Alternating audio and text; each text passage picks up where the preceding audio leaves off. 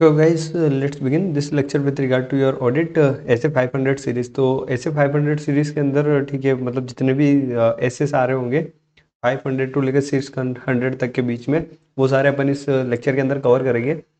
और ठीक है, मैंने जो लेक्चर्स अपने यहाँ पे नोटिंग कर रखे हैं मैं आपको वही बताऊंगा। इसके अलावा भी कोई ऐसे होंगे क्या, तो हो सकता है उसके अलावा भी कोई ऐसे होंगे। ठीक है, जैसे कि 500 सीरीज में बोल रहा हूँ तो ऐसे 500 ही मैंने कवर नहीं किया है, ऐसे 501 से कवर किया है। ठीक है, तो बीच बीच में कुछ ऐसे हो सकते हैं, ऐसे ऐसे हो सकते हैं कि जो मैंने छोड़ रखे हों। ठीक है, क्योंकि मेरे पॉइंट ऑफ व्यू से वो ज़्यादा रिलेवेंट नहीं है। ठीक है, अगर आपको लगता है कि ज़्यादा रिलेवेंट है तो आप कवर कर सकते हैं। ठीक है, मतलब ऐसे कोई कंसर्न वाली बात नहीं है कि उनको कवर नहीं किया है तो ऐसे छोड़ दिया, ऐसा कुछ नहीं है। ठीक है सर, वैसे आपने क्यों कवर नहीं किया तो मैंने बता दिया, मेरे पॉइंट ऑफ व्यू से ज़्यादा रिलेवेंट नहीं है, लेकिन फिर भी अगर आपको लगता है कि एमसीक्यू पॉइंट ऑफ व्यू से मुझे देखना चाहिए तो आप देख सकते हो, उसको कोई प्रॉब्लम नहीं है। ओके सर, ठीक है, तो आप ऐसे बताओ। तो मतलब ऐसे बताओ, तो ऐसे में कौन कौन से ऐसे बताने वाले हो, तो देखो मैं आपको है ना, ठीक है, नंबरिंग बता देता हूँ। ऐसे 501 अपन कवर करेंगे, ऐसे 505 अपन कवर करेंगे, ऐसे 510 अपन कवर करेंगे, 510, 520, 530, 540, 550, 560, 570। ठीक है, 580 भी होता है रिटर्न रिटर्न रिप्रेजेंटेशंस का, तो वो अपन कवर नहीं करेंगे क्योंकि ठीक है उसमें इतना कोई ज़्यादा खास नहीं। इंटर में आप अच्छे से पढ़ के आए होंगे। और ऐसे 500 है ऑडिट एविडेंस का, तो वो भी आप इंटर में पढ़ के आए हो, तो ऐसे कोई ज़्यादा खास बात है नहीं उसके अंदर। 501 के अंदर थोड़ी सी खास बात होती है, क्योंकि क्या है ना कि उसके अंदर अपन तीन चीज़ों की ठीक है, ऑडिट के ऊपर थोड़ा ध्यान देते हैं। तीन चीज़ों के ऊपर, एक तो इन्वेंट्री के ऊपर, एक ठीक है लिटिगेशन क्लेम के ऊपर, एक सेगमेंट इन्फॉर्मेशन के ऊपर। ओके सर, ठीक है, तो बहुत देर से रामायण बोल रहे हो तो अब करवा ही दूँ। तो ओके ठीक है, अगर आपको पुराने लेक्चर्स आप देख रहे हो और आपको पसंद आ रहे हो तो लाइक वाइक मार देना। अपन अब कंटेंट पे चलते हैं। ठीक है, तो कंटेंट पे चलते हैं, तो कंटेंट आ गया ऐसे 501 का, audit evidence specified consideration for selected items. ठीक है, ऑडिट एविडेंस स्पेसिफिक कंसिडरेशन, मतलब कुछ specific consideration for selected items है। कौन कौन से सेलेक्टेड आइटम्स है, तो ऑब्वियसली इन्वेंट्री है, लिटिगेशन क्लेम्स है, सेगमेंट इन्फॉर्मेशन है। ओके, तो पहले अपन इन्वेंट्री की बात कर लेते हैं। ठीक है, तो इन्वेंट्री की बात करते हैं उससे पहले थोड़ी गर्मी लग रही है, तो मैं पहले पंखा ऑन कर लेता हूँ पॉज करके। ओके, तो पंखा वंखा ऑन है, तैयारी भारी है अपनी। ठीक है, तो अब कोई प्रॉब्लम नहीं है, अब अपन आते हैं सीधे कॉन्सेप्ट्स के ऊपर। तो मेरे को लग रहा है कि आई होप आपको ये स्क्रीन बराबर दिख रही है। ठीक है, इतनी बड़ी कर देता हूँ, चलेगा। ठीक है, तो इन्वेंट्री, इन्वेंट्री क्या होती है, मटेरियल होती है। ठीक है, मतलब मटेरियल का मतलब यूं नहीं कि सामान की बात कर रहा हूँ, मटेरियल का मतलब ठीक है, इन्वेंट्री अगर इंपॉर्टेंट है तो उस केस में अपन को क्या करना पड़ेगा, ऑब्टेन करने पड़ेंगे साई। ठीक है, साई का मतलब क्या है, sufficient appropriate audit evidence. SAAE का मतलब है sufficient appropriate audit evidence bye attending counting. ठीक है, फिजिकल काउंटिंग। अटेंडिंग का मतलब आपको अटेंड करना है, फिजिकल काउंटिंग आपको क्या करना है, अटेंड करना है फिजिकल काउंटिंग, जहां पे भी इन्वेंट्री की काउंटिंग चल रही हो। ठीक है, जहाँ पे भी इन्वेंट्री की काउंटिंग चल रही हो वहाँ पे आपको फिजिकली अटेंड होना पड़ेगा। और आपको क्या करना पड़ेगा, फिजिकल काउंटिंग में आपको अटेंड होना पड़ेगा। एंड साथ में आपको क्या देखना पड़ेगा, जो मैनेजमेंट ने इंस्ट्रक्शन दे रखे हैं, जो मैनेजमेंट ने इंस्ट्रक्शन दे रखे हैं इवेल्युएशन के, उनको आपको इवेल्युएट करना पड़ेगा। आपको क्या करना पड़ेगा, ऑब्जर्व करनी पड़ेगी काउंटिंग। ठीक है, मतलब कहने का मतलब क्या है कि आप जहाँ पे भी इन्वेंट्री काउंटिंग में जाओगे ना, तो क्या आप काउंटिंग करोगे क्या, तो आप काउंटिंग नहीं करोगे। जो कंपनी है उस कंपनी ने अपने ही बंदे लगा रखे होंगे काउंटिंग के लिए, तो वही बंदे काउंटिंग हो रहे हैं, आपको तो जस्ट जाना है, अटेंड करना है फिजिकल काउंटिंग जहाँ पे हो रही है। ठीक है, मैनेजमेंट का जो भी इंस्ट्रक्शन है उसको एवेल्युएट करना है कि क्या बराबर इंस्ट्रक्शन इन्होंने दिए हैं। ठीक है, साथ में क्या करना है, वो जो बंदे काउंटिंग कर रहे हैं आपको उन लोगों को देखना है, ऑब्जर्व करना है। ठीक है, आपको क्या करना है, साथ में इंस्पेक्ट करनी है इन्वेंट्री। ठीक है, इन्वेंट्री को आप इंस्पेक्ट कर लो। ओके, परफॉर्म करना है टेस्ट काउंट को।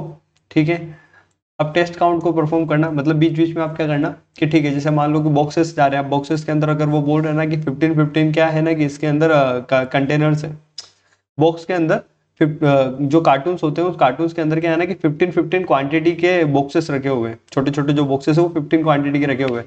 तो रैंडमली किसी भी एक बॉक्स को खोल के देख लो ना कि उसके अंदर 15 है या नहीं है। ठीक है, तो ऐसे दो चार बॉक्सेस में देख लिया, सब में अगर 15-15 अवेलेबल है रैंडम बेसिस पे, इसका मतलब ये कि सारी इन्वेंट्री में होंगे।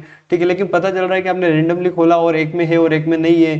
ठीक है, मतलब वैसे 2-3 जगह एरर आ गए, तो फिर तो आपके दिमाग में ये आ जाएगा ना कि इन्वेंट्री में परफेक्शन नहीं है, मतलब क्या है ना कि काउंटिंग सही नहीं है। ठीक है सर, हम समझ गए। फिर क्या होता है, आपको क्या करना है, एंटिटी का जो भी इन्वेंट्री रिकॉर्ड है उसको रिफ्लेक्ट करना है काउंट रिजल्ट से, ठीक है। एंटिटी का जो इन्वेंट्री रिकॉर्ड है, ठीक है, उनके पास जो भी बुक्स ऑफ अकाउंट्स है उसके अंदर भी तो इन्वेंट्री का अमाउंट लिखा होगा, मतलब जो बुक्स के अंदर लिखा होगा क्या वो फिजिकल इन्वेंट्री काउंटिंग से मैच खा रहा है या नहीं खा रहा है। अगर मैच खा रहा है तो इसका मतलब बराबर है, अगर मैच नहीं खा रहा है यानी कि गड़बड़ी है। ओके सर, ठीक है, यहाँ तक हम समझ में आ गया। फिर कुछ स्पेशल केसेस बनते हैं। स्पेशल केसेस क्या बनते हैं? If counting conducted other than date of financial statement, ठीक है। मतलब जनरली क्या फाइनेंशियल स्टेटमेंट की डेट क्या होती है? 31 मार्च। अगर काउंटिंग कंडक्ट हो रही है other than financial statement date, यानी या तो 31 मार्च से पहले हो रही होगी या 31 मार्च से बाद में हो रही होगी, ठीक है। तो जनरली अपन मानते हैं कट ऑफ डेट के बाद हो रही होगी, 31 मार्च से बाद हो रही होगी। क्यों हो रही होगी? क्योंकि क्या है ना कि ऑडिटर होता है वो एक ही कंपनी का नहीं होता है, वो सेम जो बंदा होता है वो अलग अलग कंपनीज का ऑडिटर होता है। तो उसके लिए फिजिकली पॉसिबल नहीं हो पाता है कि एक ही साथ में सब जगह पे, ठीक है, ऑब्जर्व कर पाना। ठीक है, मान लो अगर अपनी टीम को भी भेजे तो इतनी बड़ी टीम कहाँ से लेके आएगा कि वो सारे क्लाइंट्स को एक साथ में ऑब्जर्व कर पाए। तो ठीक है, उसके पास में इतनी बड़ी टीम नहीं थी। अगर मान लो कहीं की रह जाती है, तो कहीं की रह गई है, तो उस केस में क्या होगा? तो if counting conducted other than date of financial statement, अगर फाइनेंशियल स्टेटमेंट की डेट को छोड़ के अगर किसी और दिन काउंटिंग होती है तो उस केस में क्या होगा? तो उस केस में अपन क्या चेक करेंगे? Whether changes in inventory between count date and financial date properly recorded, ठीक है। जो भी चेंज हुए इन्वेंट्री के बिटवीन काउंट डेट, जिस दिन काउंट हो रही है और जो दिन फाइनेंशियल स्टेटमेंट की डेट थी, इन दोनों के बीच में जो भी ट्रांजेक्शन्स वगैरह हुए हैं, चेंज इन इन्वेंट्री हुए हैं, वो प्रॉपर्ली रिकॉर्ड तो हुए हैं। ओके। फिर auditor consider following matters, auditor कुछ फॉलोइंग मैटर्स को कंसिडर करेगा। क्या मैटर्स को कंसिडर करेगा? Perpetual inventory records properly adjusted, ठीक है, जो भी परपेचुअल इन्वेंट्री रिकॉर्ड्स है उनको प्रॉपर्ली एडजस्ट किया है। सेकंड क्या करेगा? परपेचुअल इन्वेंट्री रिकॉर्ड्स रिलायबल, ठीक है, जो भी इन्वेंट्री के रिकॉर्ड्स है वो रिलायबल तो है, ठीक है, प्रॉपर्ली एडजस्टेड है, रिलायबल है। इफ सिग्निफिकेंट डिफरेंस, अगर कोई सिग्निफिकेंट डिफरेंस आता है, ठीक है, तो उसका अपने को क्या फाइंड करना है? रीजन फाइंड करना है। तो फर्स्ट केस में तो आपके ये प्रोसीजर हो जाएंगे अगर अपन काउंट डेट के अलावा किसी और डेट पे क्या कर रहे हैं? इन्वेंट्री को चेक कर रहे हैं। सेकंड क्या होता है? If auditor unable to present physical counting due to unforeseen circumstances, तो उस केस में अपने को क्या देखना है? अपने को कुछ ये प्रोसीजर देखने हैं। अगर ऑडिटर के लिए unable to process physical counting due to unforeseen circumstances, unforeseen circumstances का मतलब मान लो ठीक है बाढ़ बाढ़ आ गई है, तो अब कैसे क्या जाएगा? ठीक है, मतलब मान लो उसको जाना था जम्मू कश्मीर, बीच वाला जो रास्ता था उधर बाढ़ आ गई है और ये बैठा है नीचे की साइड में, अब कैसे जाए? ठीक है, उड़ उड़ के जा सकता है। मान लो अब उधर एरोप्लेन नहीं उतर सकता, ठीक है, अब हेलीकॉप्टर बुक नहीं कर सकता, ऐसा वाला कुछ केस बन रहा है। या फिर मान लो कि कोई ऐसी जगह है कि स्ट्राइक हो गई है, स्ट्राइक हो गई है इन द सेंस कि ठीक है ट्रेवलिंग्स की बसेस की अभी स्ट्राइक हो गई थी, तो अब बसेस वगैरह नहीं चल रही, ट्रेन वगैरह नहीं चल रही, मान लो ट्रेन वगैरह नहीं चल रही, एरोप्लेन वगैरह नहीं चल रहे, अब कैसे जाए? ठीक है, अनफॉर्चुनेट सर्कमस्टांसेस हो गए, उन वजह से अगर बंदा नहीं जा पाता है, तो बंदा नहीं जा पाता है तो उसको क्या करना है? ऑडिटर को क्या करना है? अल्टरनेट डेट पे सम फिजिकल काउंट करने हैं, ठीक है, अल्टरनेट डेट पे आपको क्या करना पड़ेगा? फिजिकल काउंट करना पड़ेगा।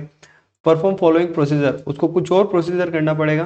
क्या करना पड़ेगा? Verified treatment given for discrepancies, अगर कोई डिस्क्रिपेंसीज आ रही है तो उसको वेरीफाई करना पड़ेगा ट्रीटमेंट को, जो भी डिस्क्रिपेंसीज के लिए लिया है, ठीक है।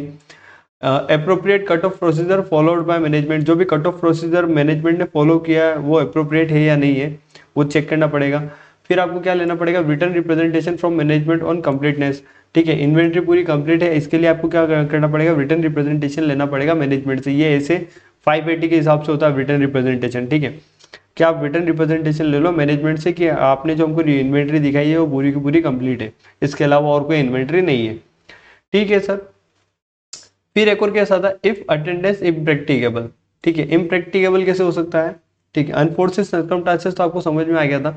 इम्प्रैक्टिकेबल कैसे हो सकता है कि ठीक है वहां पे अपना जाना पॉसिबल ही नहीं है, ठीक है, तो इम्प्रैक्टिकेबल कैसे होगा? If attendance is impractical, nature and location of inventory, ठीक है, और सेफ्टी और थ्रेट अगर आ रहा है, ठीक है, मतलब नेचर ऐसा है इन्वेंट्री का, मान लो कि यार अब वो है ही क्या? एसिड है, तो अब यार एसिड को आप ऐसे हाथ से भर भर के तो देखोगे नहीं, ठीक है, बड़े बड़े कंटेनर्स में होगा और आपके लिए पॉसिबल नहीं उसको देख पाना। मान लो कि वो ट्रांसपेरेंट में नहीं है, ठीक है, वो बड़े बड़े कंटेनर्स जो होते हैं जो कि एयर टाइट होते हैं, ठीक है, स्टील्स के, उनके अंदर है अवेलेबल।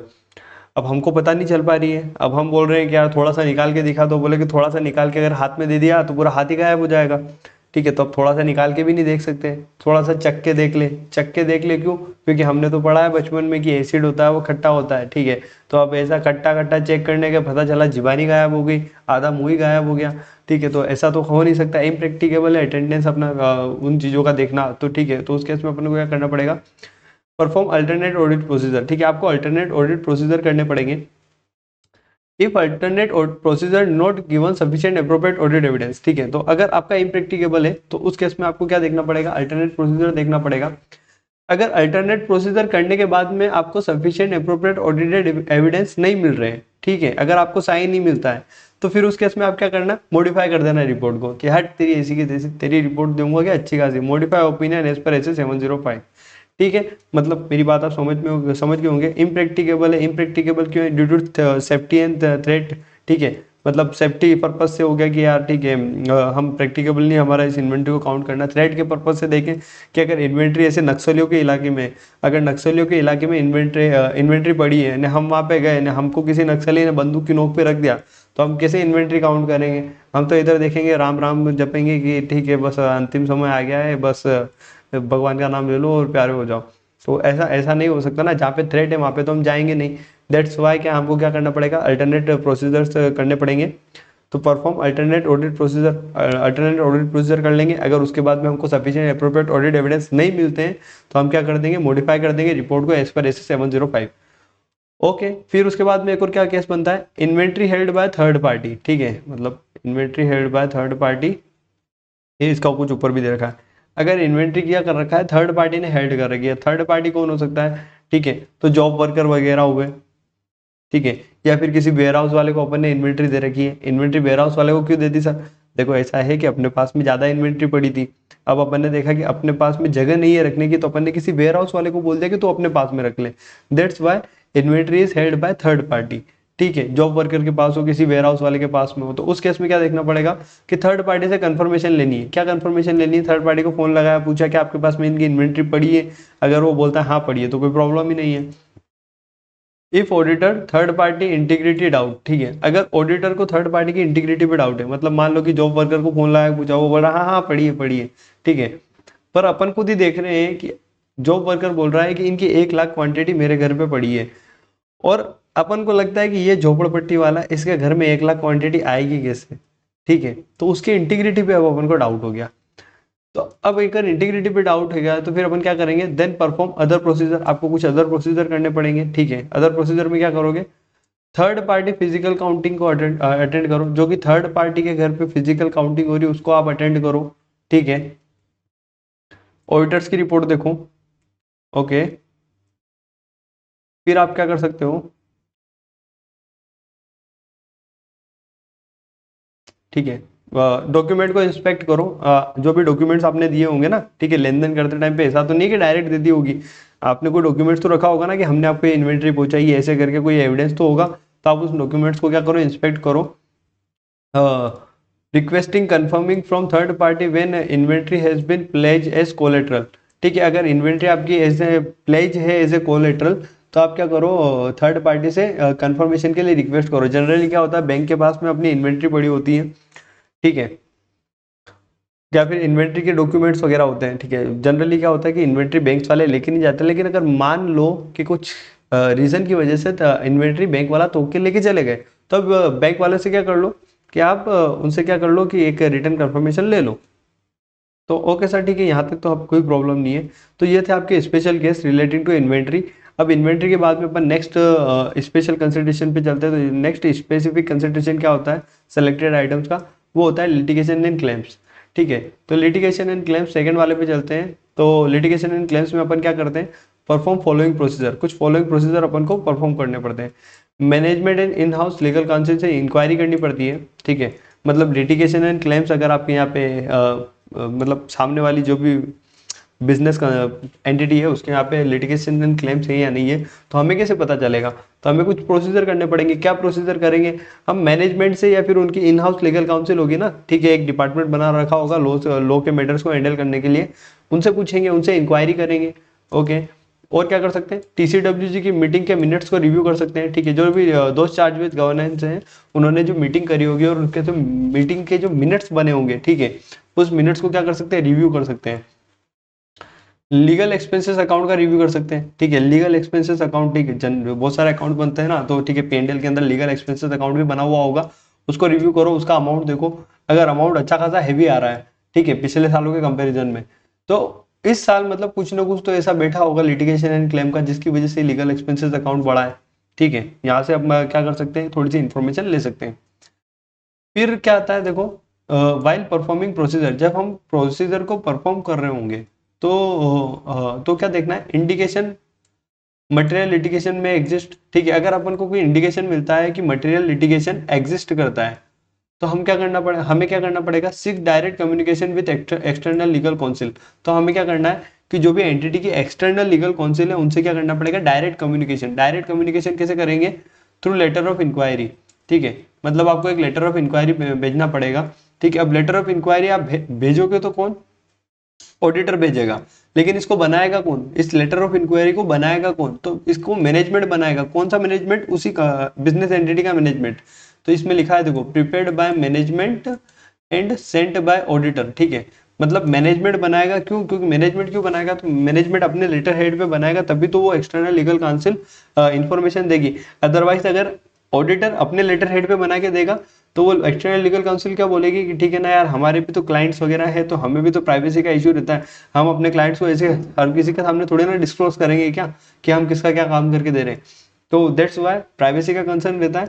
इस वजह से मैनेजमेंट प्रिपेयर करता है और ऑडिटर सेंड करता है। मैनेजमेंट अपने लेटर हेड पे बना के लेटर ऑफ इंक्वायरी भेजता है एक्सटर्नल लीगल काउंसिल को, एक्सटर्नल लीगल काउंसिल उसका रिप्लाई करती है, ठीक है, और ऑडिटर के पास में रिप्लाई आ जाता है, ठीक है। तो सेंड बाय ऑडिटर, ऑडिटर क्या इंक्लूड करता है, एक तो मीटिंग्स और लिस्ट ऑफ लिटिगेशंस, ठीक है, ठीक है सर। फिर हम लास्ट में क्या ले लेते हैं, रिटर्न रिप्रेजेंटेशन ले लेते हैं, किस चीज से, regarding that all non litigation and claim disclose to auditor, ठीक है। हम एक रिटर्न रिप्रेजेंटेशन ले लेंगे कि जितने भी लिटिगेशंस और क्लेम थे जो कि इनको पता थे, वो इन्होंने ऑडिटर को क्या कर दिए हैं, डिस्क्लोज कर दिए हैं, ठीक है। तो इसी के साथ में अपना क्या क्या खत्म हो गया, एक तो हो गया इन्वेंट्री खत्म हो गया, दूसरा लिटिगेशन एंड क्लेम खत्म हो गया, एज पर ऐसे 501 के हिसाब से, ठीक है।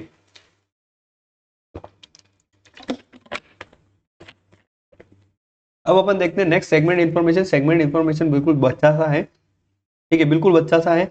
ये बच्चों को पढ़ लिया, उसके बाद में भूल जाना, ठीक है, ऐसा कोई खास होता नहीं है।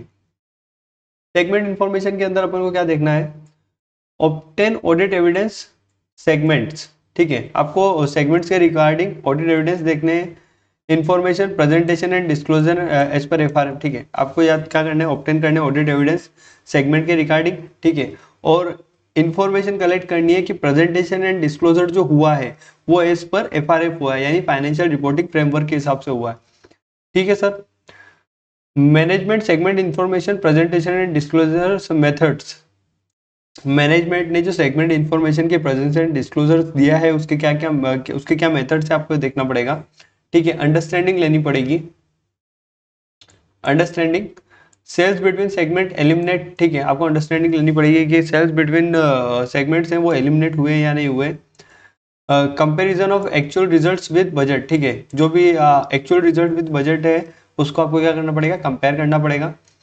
फिर क्या देखना पड़ेगा, allocation of asset and cost among segment, जो भी अलोकेशन हुआ है असेट एंड कॉस्ट का सेगमेंट्स के अंदर, उसको आपको देखना पड़ेगा। फिर आपको और क्या देखना पड़ेगा, consistencies with prior period, inconsistency disclosure. देखो, आपको क्या करना पड़ेगा, कंसिस्टेंसी चेक करनी पड़ेगी प्रायर पीरियड के साथ में। अगर इनकंसिस्टेंट होता है तो फिर उसका आपको डिस्क्लोजर देखना पड़ेगा, ठीक है। फिर लास्ट क्या देखना पड़ेगा आपको, परफॉर्म एनालिटिकल प्रोसीजर और अदर ऑडिट प्रोसीजर। आपको लास्ट में एनालिटिकल प्रोसीजर या फिर अदर ऑडिट प्रोसीजर आपको करने पड़ेंगे, ठीक है। तो इसी के साथ में आपका सेगमेंट इन्फॉर्मेशन भी खत्म है और मेरी साइड से ऐसे 501 खत्म है, ठीक है। मेरी साइड से ऐसे 501 खत्म है, audit evidence specific consideration for selected items, ठीक है। तो ऐसे 501 पढ़ना, इससे रिलेटेड आपके पास में जो भी क्वेश्चन है वो करना। डाउट आए तो कमेंट कर देना, ठीक है। अदरवाइज आप वीडियो लाइक मार देना, ठीक है। तो सर वीडियो एंड हो गई क्या, तो ऑब्वियसली नहीं हुई है, क्यों, क्योंकि क्या है ना कि अभी तो 501 पढ़ा है, अभी अपन पढ़ेंगे 505। 505 किससे रिलेटेड है, एक्सटर्नल कंफर्मेशन से रिलेटेड है, ठीक है। मतलब एक्सटर्नल कंफर्मेशन क्या होता है सर, बाहर वालों से क्या इन्फॉर्मेशन लेनी होती है। तो चलो आओ अपने 501 के ऊपर चलते हैं, ठीक है। 501 के ऊपर चलते हैं। सॉरी 501 तो अपन कर दिया, 505 के ऊपर चलते हैं, ठीक है। एक्सटर्नल कंफर्मेशन एज पर ऐसे 505 ऐसे 505 के हिसाब से एक्सटर्नल कंफर्मेशन अपन को देखना है। ओके सर, ठीक है, देखते हैं। ओके, तो अपन बेसिक देखते हैं एक्सटर्नल कंफर्मेशन। एक्सटर्नल कंफर्मेशन क्या होता है? Auditors audit evidence obtain third party यानी confirming party direct return response और कंफर्म, ठीक है। क्या क्या लिखा सर ने, क्या बोला, कुछ समझ भी नहीं आया। तो देखो एक्सटर्नल कंफर्मेशन क्या होता है? जब ऑडिटर ऑडिट एविडेंस ऑब्टेन करने के लिए थर्ड पार्टी से डायरेक्ट रिटर्न रेस्पॉन्स या डायरेक्ट रिटर्न रेस्पॉन्स या फिर डायरेक्ट रिटर्न कंफर्म करता है, ठीक है, तो उसको अपन क्या बोलते थे? External confirmation. अब क्या क्या बोला सर, फिर से बोलो। तो देखो, ऑडिटर जब ऑडिट एविडेंस को कलेक्ट करने के लिए थर्ड पार्टी से डायरेक्टली रिटर्न रेस्पॉन्स मंगाता है, तो उसको अपन क्या बोलते हैं? External confirmation. ओके, तो सर ये क्या होता है? मतलब क्या हर केस में मंगाना पड़ता है क्या? नहीं, ये इसके आगे और क्या होता है? तो देखो, अपने पास में कुछ दो तीन टाइप्स होते हैं। एक तो पॉजिटिव कंफर्मेशन रिक्वेस्ट होता है, एक नेगेटिव कंफर्मेशन रिक्वेस्ट होता है, ठीक है। तो दो टाइप्स का तो ये होता ही है जनरली। तो देखो, पॉजिटिव कंफर्मेशन रिक्वेस्ट जैसा कि अपन ने आगे लिख रखा है, उसके उस केस में क्या होता है कि जो कंफर्मिंग पार्टी होती है, मतलब जो भी थर्ड पार्टी होती है जिससे कंफर्मेशन ले रहे हैं अपन, कंफर्मिंग पार्टी से क्या होता है, जो अपन रेस्पॉन्स मंगाते हैं, ठीक है, तो वो रेस्पॉन्स किस केस में मंगाएंगे? जब कंफर्मिंग पार्टी एग्री करे तब भी हमको रेस्पॉन्स मंगाना है, जब डिसएग्री करे तब भी हमको रेस्पॉन्स मंगाना है, ठीक है। तो अगर कंफर्मिंग पार्टी रेस्पॉन्स करती है, चाहे वो एग्री करे चाहे डिसएग्री करे, तो उसको अपन क्या बोलते हैं? पॉजिटिव कंफर्मेशन रिक्वेस्ट, ठीक।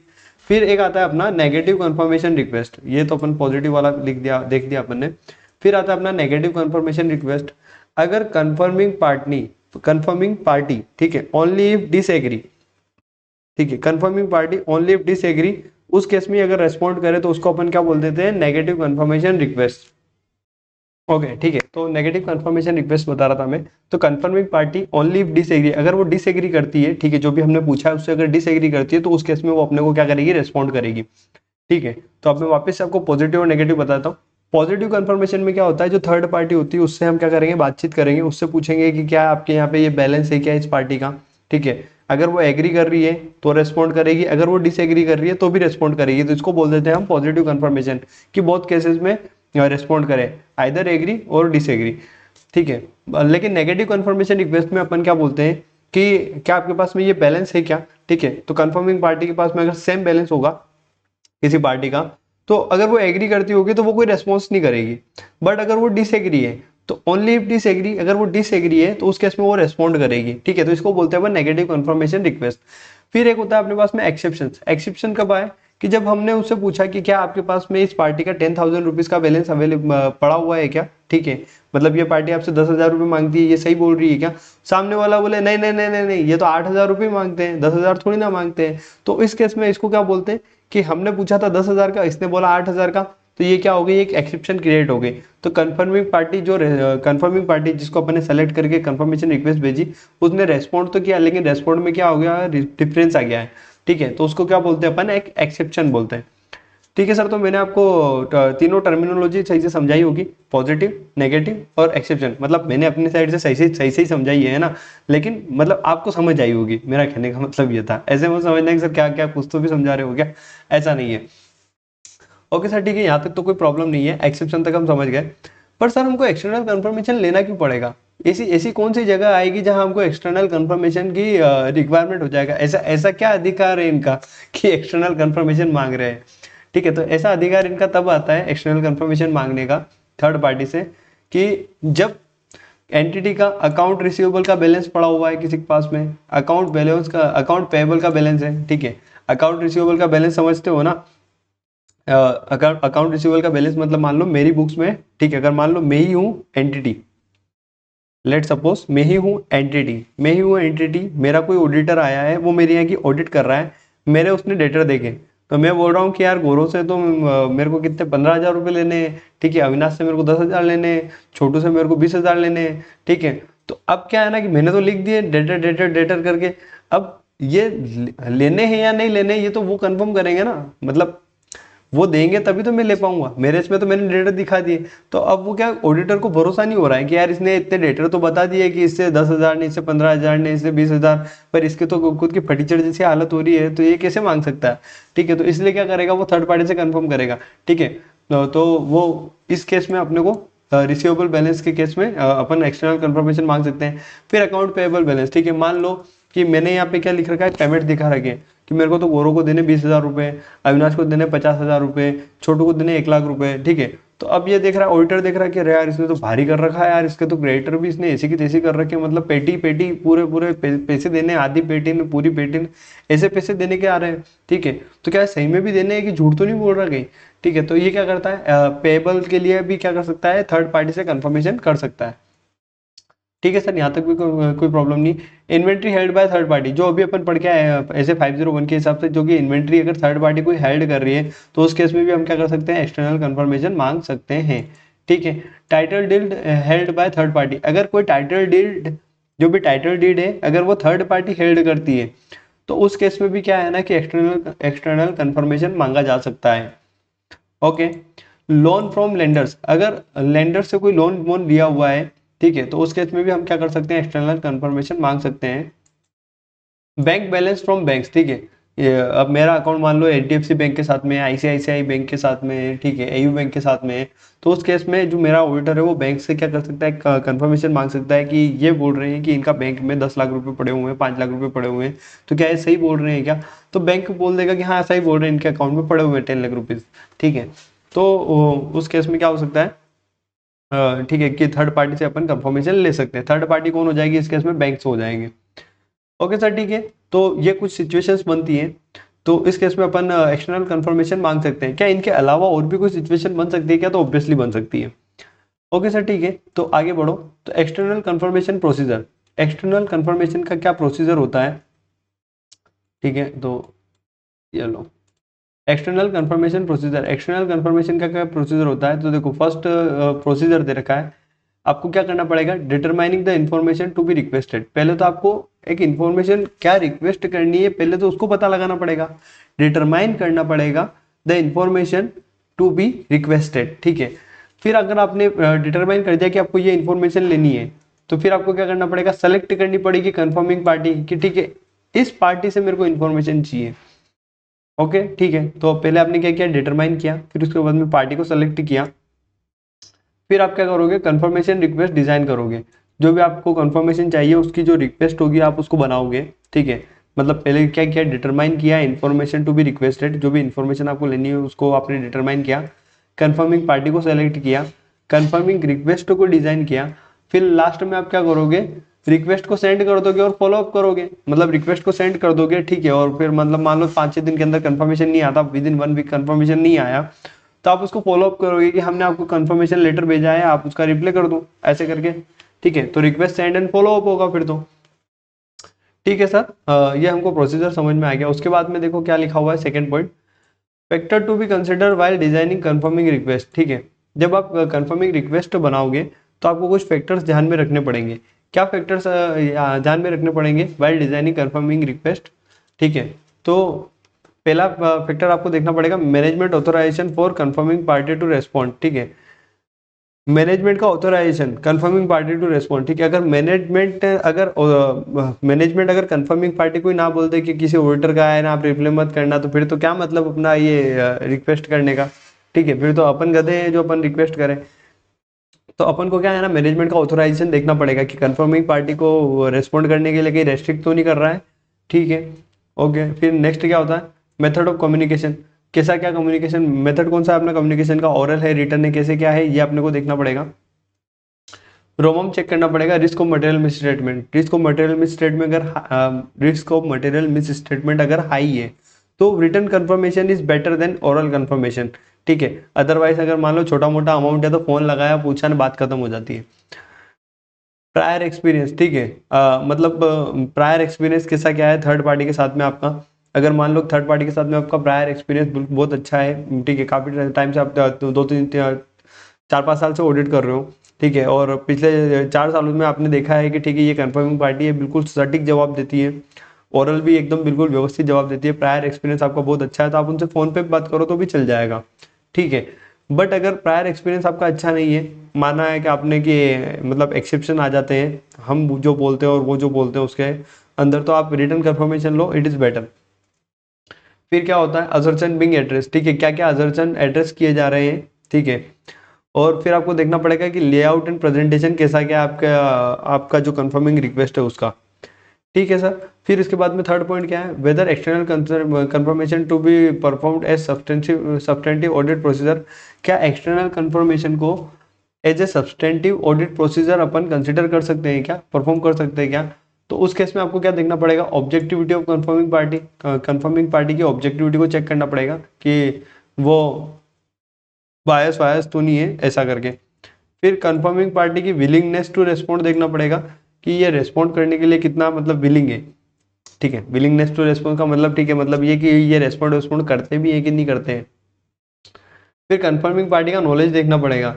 ठीक है, कि कंफर्मिंग पार्टी को नॉलेज भी है कि नहीं है, मतलब विदाउट नॉलेज वाली कंफर्म थर्ड पार्टी हुई तो फिर उसको उस केस में तो कोई मतलब ही नहीं है कि as a substantive audit procedure इसको यूज करें एक्सटर्नल कंफर्मेशन को। ठीक है, फिर इसके बाद में आ जाते हैं एक और नेक्स्ट टॉपिक आता है अपना, management refusal to allow auditor to send confirmation request. ठीक है, मतलब मैनेजमेंट ने रिफ्यूज कर दिया ऑडिटर को कि आप कंफर्मेशन रिक्वेस्ट भेजो। ठीक है, मतलब कितनी भयंकर बात होगी कि मैनेजमेंट ने रिफ्यूज कर दिया है कि आप कंफर्मेशन रिक्वेस्ट भेजो। इस केस में तो हमारे पास हमारे मतलब हमारे दिमाग में क्या आएगा, मैनेजमेंट की इंटीग्रिटी पे सवाल खड़ा हो जाएगा कि इसका मतलब मैनेजमेंट ने कहीं ना कहीं झोल किया है। ठीक है, तो ऐसा नहीं हो सकता है, जरूरी नहीं है कि मैनेजमेंट ने झोल किया हो तो सकता है, but it is not a compulsory. Sir ये कैसे हो सकता है कि मान लो, ठीक है अब मैं बताता हूँ आपको, मान लो कि सपोज मान लो कि मैनेजमेंट ने क्या कर रखा है कि कंफर्मिंग पार्टी का बैलेंस इन्होंने दिखा रखा है 1,00,000 रुपीज। ठीक है, इन्होंने 1,00,000 रुपीज दिखा रखा है, तो इन्होंने बेड डेप्ट वगैरह माइनस वाइनस कर दिया होगा। ठीक है, एक प्रोविजन वोविजन बनाने के बाद में इन्होंने 1,00,000 दिखाया होगा। अब अगर अपन इनको बोलते हैं 1,00,000 रुपीज की, थर्ड पार्टी से कंफर्म करते हैं कि क्या ये पार्टी आपसे 1,00,000 रुपीज मांग रही है क्या, तो इन्होंने क्या बोला है कि सर आप उनसे 1,00,000 रुपीज का कंफर्मेशन मत लो उस पार्टी से। क्यों? क्योंकि उस पार्टी से अपना क्लेश चल रहा है। ठीक है, क्लेश चल रहा है मतलब क्या है ना कि अगर आपने इनको 1,00,000 रुपीज बोल दिया तो ये 1,00,000 रुपीज दे के निकल जाएंगे, जबकि हम मांगते हैं इनसे 1,50,000 रुपए। ठीक है, तो फिर अपन बोलेंगे तो बुक्स में 1,00,000 क्यों दिखा है, क्योंकि सर इनकी कंडीशन ही ऐसी हो गई है, कभी भी आज नहीं तो कल कभी भी क्या है ना कि ये बैंकरप्ट हो जाएंगे। ठीक है, तो बैंकरप्ट अभी तो हुए नहीं है लेकिन ये होने जैसी कंडीशन में हो गए, फाइनेंशियल इशू इनके बहुत तगड़े चल रहे हैं। तो अगर ये आज नहीं तो कल बैंकरप्ट हो जाएंगे, अगर अभी आपने बोल दिया 1,00,000 रुपए तो ये तो 1,00,000 रुपए ही देंगे, फिर ये 1,50,000 रुपए देंगे ही नहीं हमारे। तो दैट्स वाई हम क्या करते हैं कभी कभी मतलब मैनेजमेंट की बात माननी पड़ती है और हमको क्या है ना कि रिक्वेस्ट सेंड करने की जरूरत नहीं होती फिर उस केस में। ठीक है, तो क्या होता है, management refusal to allow auditor to send confirmation request. ठीक है, तो मैंने तो आपको बोल दिया कि रिक्वेस्ट सेंड करने की जरूरत नहीं होती, तो इसका मतलब क्या है कि अपन मैनेजमेंट की बातों पर भरोसा कर लें? बिल्कुल भी नहीं। फिर इस केस में हमको अल्टरनेट ऑडिट प्रोसीजर लगाने पड़ेंगे। ठीक है, सफिशिएंट एप्रोप्रिएट ऑडिट एविडेंस लेना पड़ेगा। अगर सफिशिएंट एप्रोप्रिएट ऑडिट एविडेंस नहीं मिलता है तो फिर हम क्या करेंगे, मॉडिफाई कर देंगे रिपोर्ट को ऐसे 705 के हिसाब से। मतलब हमें अपना काम तो पूरा करना है, अगर मैनेजमेंट ने एक्सटर्नल कंफर्मेशन की ना बोल दिया है तो दूसरा प्रोसीजर करो, दूसरे प्रोसीजर से कंफर्ट आ रहा हो तो ठीक, नहीं आ रहा हो तो ऐसे 705 मॉडिफाई कर देंगे रिपोर्ट। ठीक है, समझ गए बात को? मतलब हम किसी की दबेदारी में नहीं आएंगे, मतलब दबावदारी के अंदर हम काम नहीं करेंगे, हम काम करेंगे फ्रीली। ठीक है, तुमने बोल दिया ना तो ठीक है, हम वहां पे नहीं जा रहे, लेकिन हम अपना काम पूरा करेंगे। हम ऑडिट प्रोसीजर करेंगे दूसरे से, हमको लगा कि नहीं नहीं यार हमको मजा नहीं आ रहा, हमको तो क्या है ना कि अगर वो जवाब दे देता तो हमारे लिए बिल्कुल सर्वोपरि हो जाता वो जवाब। तो अब सर्वोपरि नहीं हो रहा है तो अब क्या करें, हटा तेरी ऐसी की तैसी, ले तेरी ऑडिट रिपोर्ट पे हमने मॉडिफाइड दे दिया। ठीक है, क्लीन रिपोर्ट नहीं, अनमोडिफाइड रिपोर्ट नहीं दी, क्लीन रिपोर्ट नहीं दी तेरे को। ठीक है, तो चलो आ जाओ।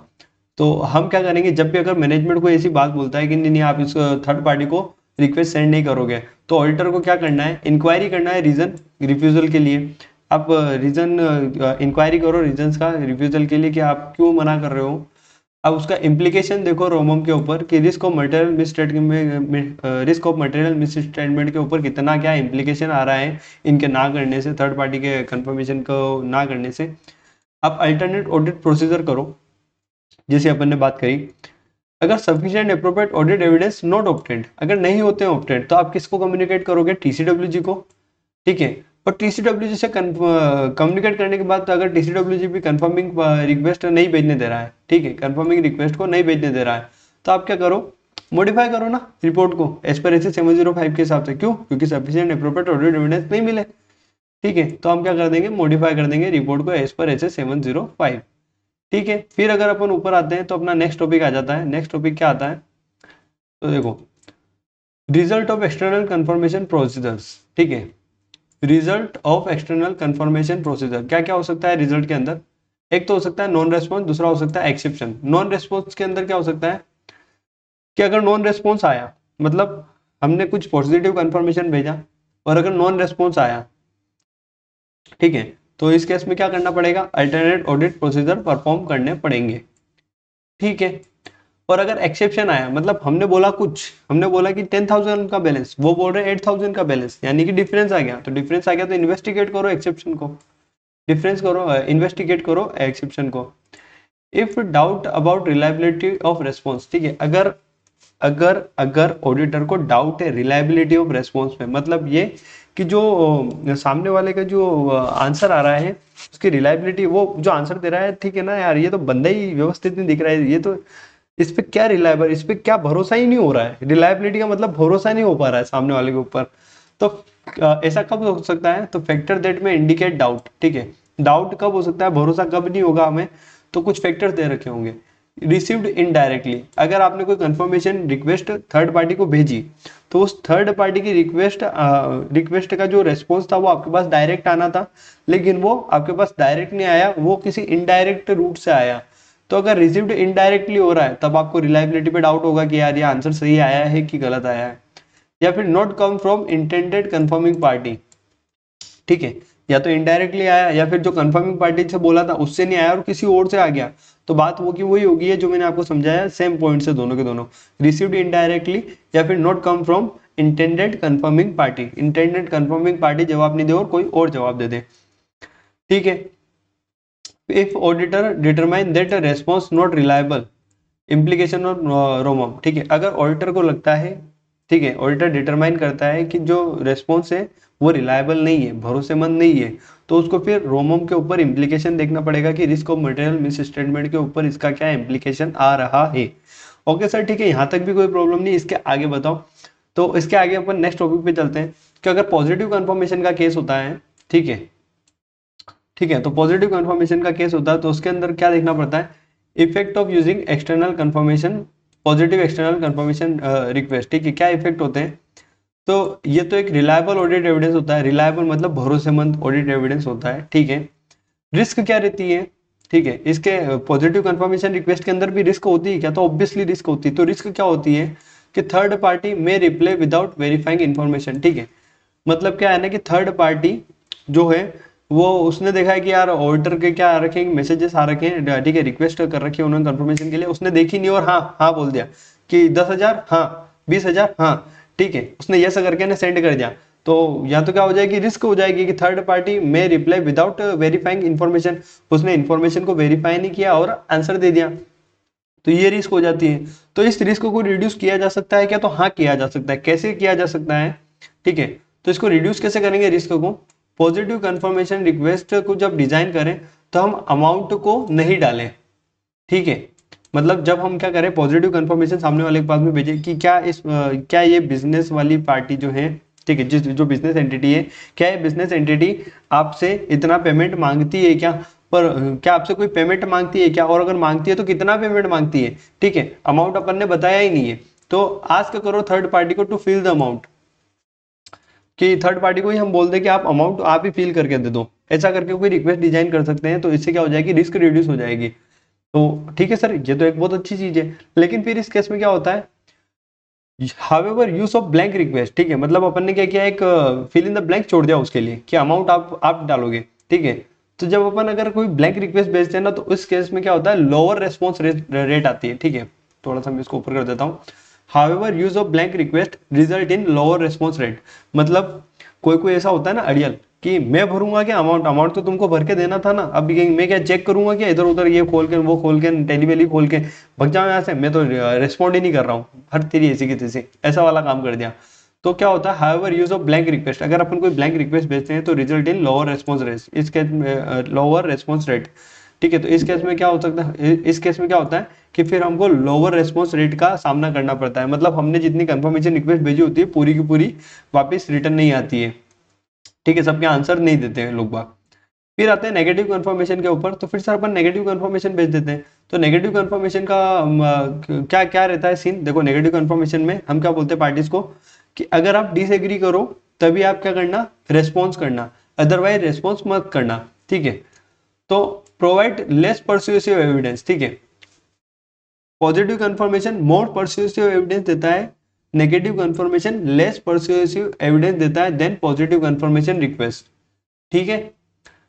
यूज ओनली व्हेन, ठीक है। नेगेटिव कंफर्मेशन को कब अपन यूज करेंगे, जब लार्ज नंबर और स्मॉल आइटम्स हो, मतलब नंबर्स में तो ट्रांजेक्शन लार्ज हो, बाकी आइटम्स कौन से हो, स्मॉल अमाउंट्स के हो, ठीक है। स्मॉल आइटम्स हो, छोटे छोटे आइटम्स हो, ठीक है, तब अपन थर्ड पार्टी से कंफर्मेशन ले सकते हैं। जहां पर क्या हो, रोमम लो हो, वहां पर नेगेटिव कंफर्मेशन यूज में लिया जा सकता है, जिसको मटेरियल मिस स्टेटमेंट रोमम का मतलब, ठीक है। या फिर जहां पे लो एक्सेप्शन रेट हो, जहाँ पे लो एक्सेप्शन रेट हो वहां पे नेगेटिव कंफर्मेशन भेजा जा सकता है।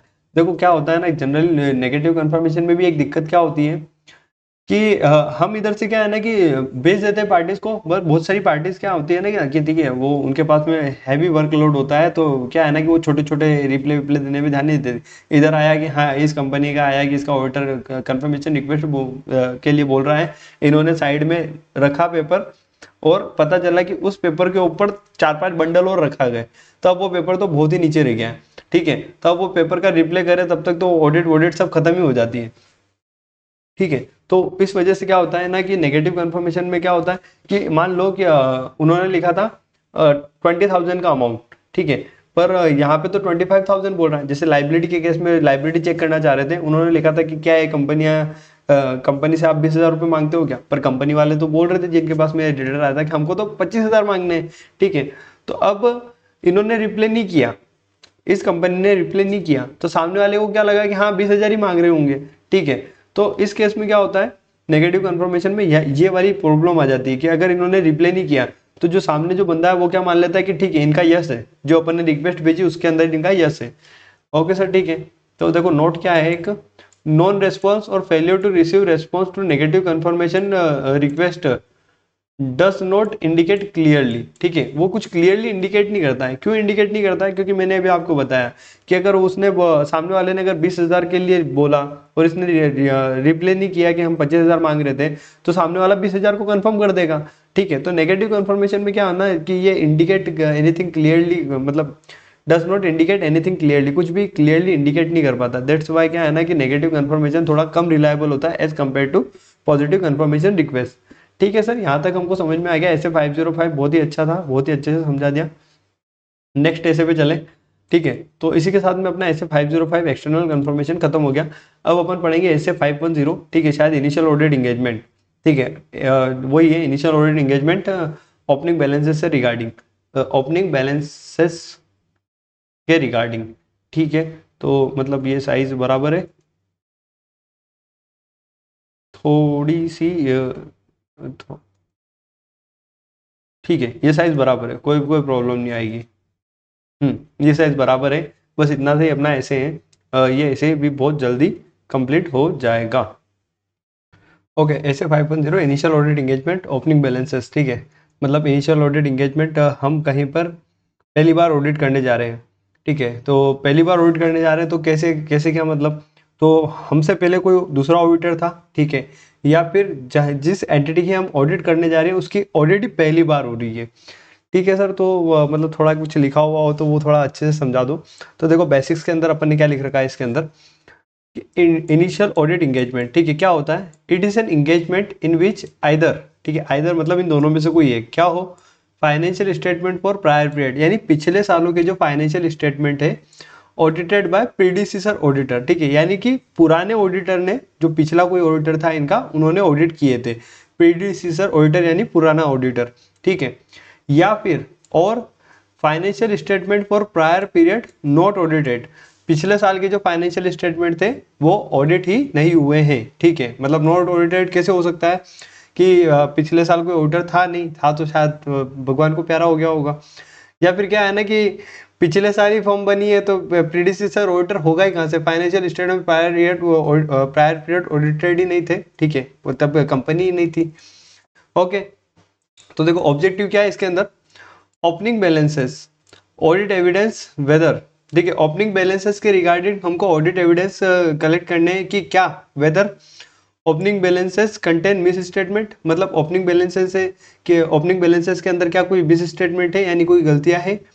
अकाउंटिंग पॉलिसीज इन ओपनिंग बैलेंसेस, जो अकाउंटिंग पॉलिसीज ओपनिंग बैलेंसेस के अंदर जो अप्लाई करी हुई थी वो क्या कंसिस्टेंटली अप्लाई कर रहे हैं या फिर और चेंजेस एज पर एफआरएफ है या नहीं है। ठीक है, अगर उसमें कोई चेंजेस है, ठीक है, ओपनिंग बैलेंसेस में, तो वो चेंजेस एज पर एफआरएफ है या नहीं है। एफआरएफ मतलब financial reporting framework. Okay sir, आगे आते हैं, तो आगे अपन देखते हैं audit procedure regarding opening balances. क्या ऑडिट प्रोसीजर हो गए ओपनिंग बैलेंसेस के रिगार्डिंग। ठीक है, तो जनरल प्रोसीजर क्या होते हैं कि closing balance of prior period, ठीक है, पिछले सालों का जो क्लोजिंग बैलेंस है वो करेक्टली ब्रॉट फॉरवर्ड हुआ है कि नहीं हुआ है, पहले तो ये देखना है। तो ऑब्वियसली हम ओपनिंग बैलेंसेस की बात कर रहे हैं, तो पिछले सालों का जो क्लोजिंग बैलेंस है वो नेक्स्ट ईयर में अप्रोप्रिएटली आया है या नहीं है, ठीक है, करेक्टली आया है या नहीं है, ब्रॉट फॉरवर्ड इसी को बोलते हैं। ओके, और अकाउंटिंग पॉलिसी जो है वो अप्रोप्रिएट है या नहीं है, हमको ये चेक करना है। ठीक है, मतलब क्या चेक करना है, पिछले सालों का जो क्लोजिंग बैलेंस है वो इस ईयर में करंट ईयर के अंदर बराबर आया है या नहीं आया है, और पिछले सालों की जो अकाउंटिंग पॉलिसीज थी वो अप्रोप्रिएट है या नहीं है। ठीक है, तो इन दोनों केसेस में क्या होगा, if prior period financial statement audited bye predecessor auditor. ठीक है, मतलब पिछले सालों के जो फाइनेंशियल स्टेटमेंट थे अगर कोई किसी और ऑडिटर ने ऑडिट कर रखे हैं तो हमें क्या करना पड़ेगा, pursuing copies of audited financial statement, तो हमें क्या करना पड़ेगा, हमें ना ऑडिटेड फाइनेंशियल स्टेटमेंट की कॉपीज लेनी पड़ेगी और देखनी पड़ेगी। फिर क्या होता है, if audit conducted for first time, ठीक है, मतलब ऑडिट ही पहली बार हो रही है, तो फिर हम क्या करेंगे, हम कंपनी वालों से क्या बोल देंगे कि आप अपना क्या दे दो, एक रिटर्न रिप्रेजेंटेशन दे दो। ठीक है, रिटर्न रिप्रेजेंटेशन एज ए 580 के हिसाब से हम ले लेते हैं। ठीक है सर, फिर कुछ स्पेसिफिक ऑडिट प्रोसीजर होते हैं, तो क्या होते हैं वो specific audit procedure, to obtain audit evidence regarding opening balances. Opening balances के रिगार्डिंग ऑडिट एविडेंस कलेक्ट करने के लिए कुछ स्पेसिफिक ऑडिट प्रोसीजर होते हैं। ठीक है, तो वो क्या होते हैं, तो इन्वेंट्री के रिगार्डिंग अगर अपन देखें, ठीक है, इन्वेंट्री के रिगार्डिंग अगर अपन देखें तो हमें क्या करना पड़ता है, reconcile physical count with opening balance of inventory. ठीक है, अपन को physical count with opening balance of inventory को रिकंसाइल करना रहता है, और क्या करना रहता है, perform audit procedure on valuation of opening inventory. ठीक है, अपन को ऐसे ऑडिट प्रोसीजर करने पड़ते हैं जो कि ओपनिंग इन्वेंट्री की वैल्यूएशंस को कंसिडर कर पाए। ठीक है सर, हम समझ गए कि हमें फिजिकल काउंट को रिकंसाइल करना है ओपनिंग बैलेंस ऑफ इन्वेंट्री से, और हमको परफॉर्म करने audit procedure on valuation of opening inventory. ठीक है, फिर अगर अपन बात करें current assets and current liability की, ठीक है, तो हमें क्या देखना पड़ेगा, करंट पीरियड ऑडिट प्रोसीजर। ठीक है, जो भी करंट पीरियड का ऑडिट प्रोसीजर है उससे कोई एविडेंस मिल पा रहा है तो हमें वो चेक करना पड़ेगा स्पेसिफिक ऑडिट प्रोसीजर के अंदर। फिर क्या, अदर असेट एंड लायबिलिटी के केस में हमको क्या करना पड़ेगा कि हमको एग्जामिन करने पड़ेंगे रिकॉर्ड्स को और कंफर्मिंग फ्रॉम थर्ड पार्टी। ठीक है, हमें एक तो रिकॉर्ड्स को क्या करना पड़ेगा, एग्जामिन करना पड़ेगा, और थर्ड पार्टी से कंफर्मेशन लेना पड़ेगा। ठीक है, तो ये स्पेसिफिक ऑडिट प्रोसीजर है in your SA 510 initial audit engagement. ठीक है, ये स्पेशल ऑडिट प्रोसीजर्स है। ओके, फिर क्या करना पड़ेगा, कम्युनिकेशन ऑफ मिस स्टेटमेंट। अगर कोई मिस स्टेटमेंट हमारे सामने आती है तो हमें क्या करना पड़ेगा, इसको कम्युनिकेट करना पड़ेगा। किसको कम्युनिकेट कर सकते हैं हम, तो टू मैनेजमेंट एंड TCWG। ठीक है, तो मतलब कि कंपनी में कुछ भी अगर ऐसे हमें ओपनिंग बैलेंसेस में कुछ भी गड़बड़ नजर आएगी तो हम किसको बोलेंगे, हम जाके मुंह उठा के जाएंगे मैनेजमेंट के पास में, मैनेजमेंट के पास में जाएंगे और TCWG के पास में जाएंगे। ओके सर, ठीक है। फिर मेन चीज आ जाती है हमारी, क्या आ जाती है कि ऑडिट कंक्लूजन एंड रिपोर्टिंग। ठीक है, ऑडिट का क्या कंक्लूजन निकला और रिपोर्टिंग कैसी क्या दे रहे हैं अपन। ठीक है, तो ऑडिट का कंक्लूजन एंड रिपोर्टिंग की अगर बात करें तो सिर्फ अगर अपन ओपनिंग बैलेंसेस की बात करें, ठीक है, ओपनिंग बैलेंसेस की बात करें, इसको थोड़ा ध्यान से समझना। मैं ऐसे 705 के अंदर जो कॉन्सेप्ट्स होते हैं वो भी थोड़ा सा यहाँ पे बताने की कोशिश करूंगा, थोड़ा सा ही बताऊंगा, पूरा नहीं बताऊंगा। ठीक है, कि मतलब कौन से सर्कमस्टांसेस में कौन सी ऑडिट रिपोर्ट दी जाती है वो वाले बताऊंगा। ठीक है, तो इसको थोड़ा ध्यान से देख लेना। If sufficient appropriate audit evidence obtain. ठीक है, मतलब हमको क्या मिल गया, सफिशिएंट अप्रोप्रिएट ऑडिट एविडेंस मिल गए हैं। ओके, ठीक है, और मटेरियल मिस स्टेटमेंट एग्जिस्ट है। सफिशिएंट अप्रोप्रिएट ऑडिट एविडेंस मिल गए हैं, उनको देख के पता चल रहा है कि इसमें तो यार गलतियां हैं। ठीक है, और गलतियां हैं और वो क्या हो रही है, नॉट करेक्टेड। नॉट करेक्टेड मतलब इन्होंने क्या किया, उन गलतियों को करेक्ट भी नहीं किया है। ठीक है, तो अगर हमको सफिशिएंट अप्रोप्रिएट ऑडिट एविडेंस मिल जाते हैं और वो क्या होते हैं, मटेरियल मिस स्टेटेड होते हैं। ठीक है, evidence obtained and materially miss stated. तो अगर मटेरियली मिस स्टेटेड होते हैं तो हमको देखना पड़ता है क्या material but material and pervasive है या मटेरियल बट नॉट परवेसिव है। ठीक है, अगर मटेरियल बट नॉट परवेसिव है तो हम क्या दे देते हैं, क्वालिफाइड दे देते हैं। बट मटेरियल एंड परवेसिव होता है, मटेरियल एंड परवेसिव अगर हुआ तो उस केस में हम क्या दे देते हैं, एडवर्स रिपोर्ट दे देते हैं एज पर एस 705। ठीक है, तो मटेरियल मिस स्टेटमेंट एग्जिस्ट है, सफिशिएंट एप्रोप्रिएट ऑडिट एविडेंस भी मिल गए हैं। ठीक है, तो वही कि क्वालिफाइड कब देंगे, जब मटेरियल बट नॉट परवेसिव होगा, या फिर हम एडवर्स दे देंगे जब मटेरियल एंड परवेसिव दोनों होगा एज पर एस 705। लेकिन एक सेकंड केस बनता है क्या, कि अगर सफिशिएंट एप्रोप्रिएट ऑडिट एविडेंस मिला ही नहीं। ठीक है, तो अगर सफिशिएंट एप्रोप्रिएट ऑडिट एविडेंस मिला ही नहीं तो हमको चेक करना पड़ेगा जो पॉसिबल इफेक्ट है क्या वो मटेरियल है। अगर मटेरियल एंड परवेसिव दोनों है तो फिर तो हम डिस्क्लेमर दे देंगे, but material but not pervasive है तो फिर वापस क्वालिफाइड वाली अपनी ओपिनियन जाती है इस पर ऐसे 705। ठीक है, तो मैंने आपको यहाँ पे थोड़ा सा ऐसे 705 का समझाने की कोशिश किया है। क्या मैंने क्या बताया मैं आपको वापस बता देता हूँ।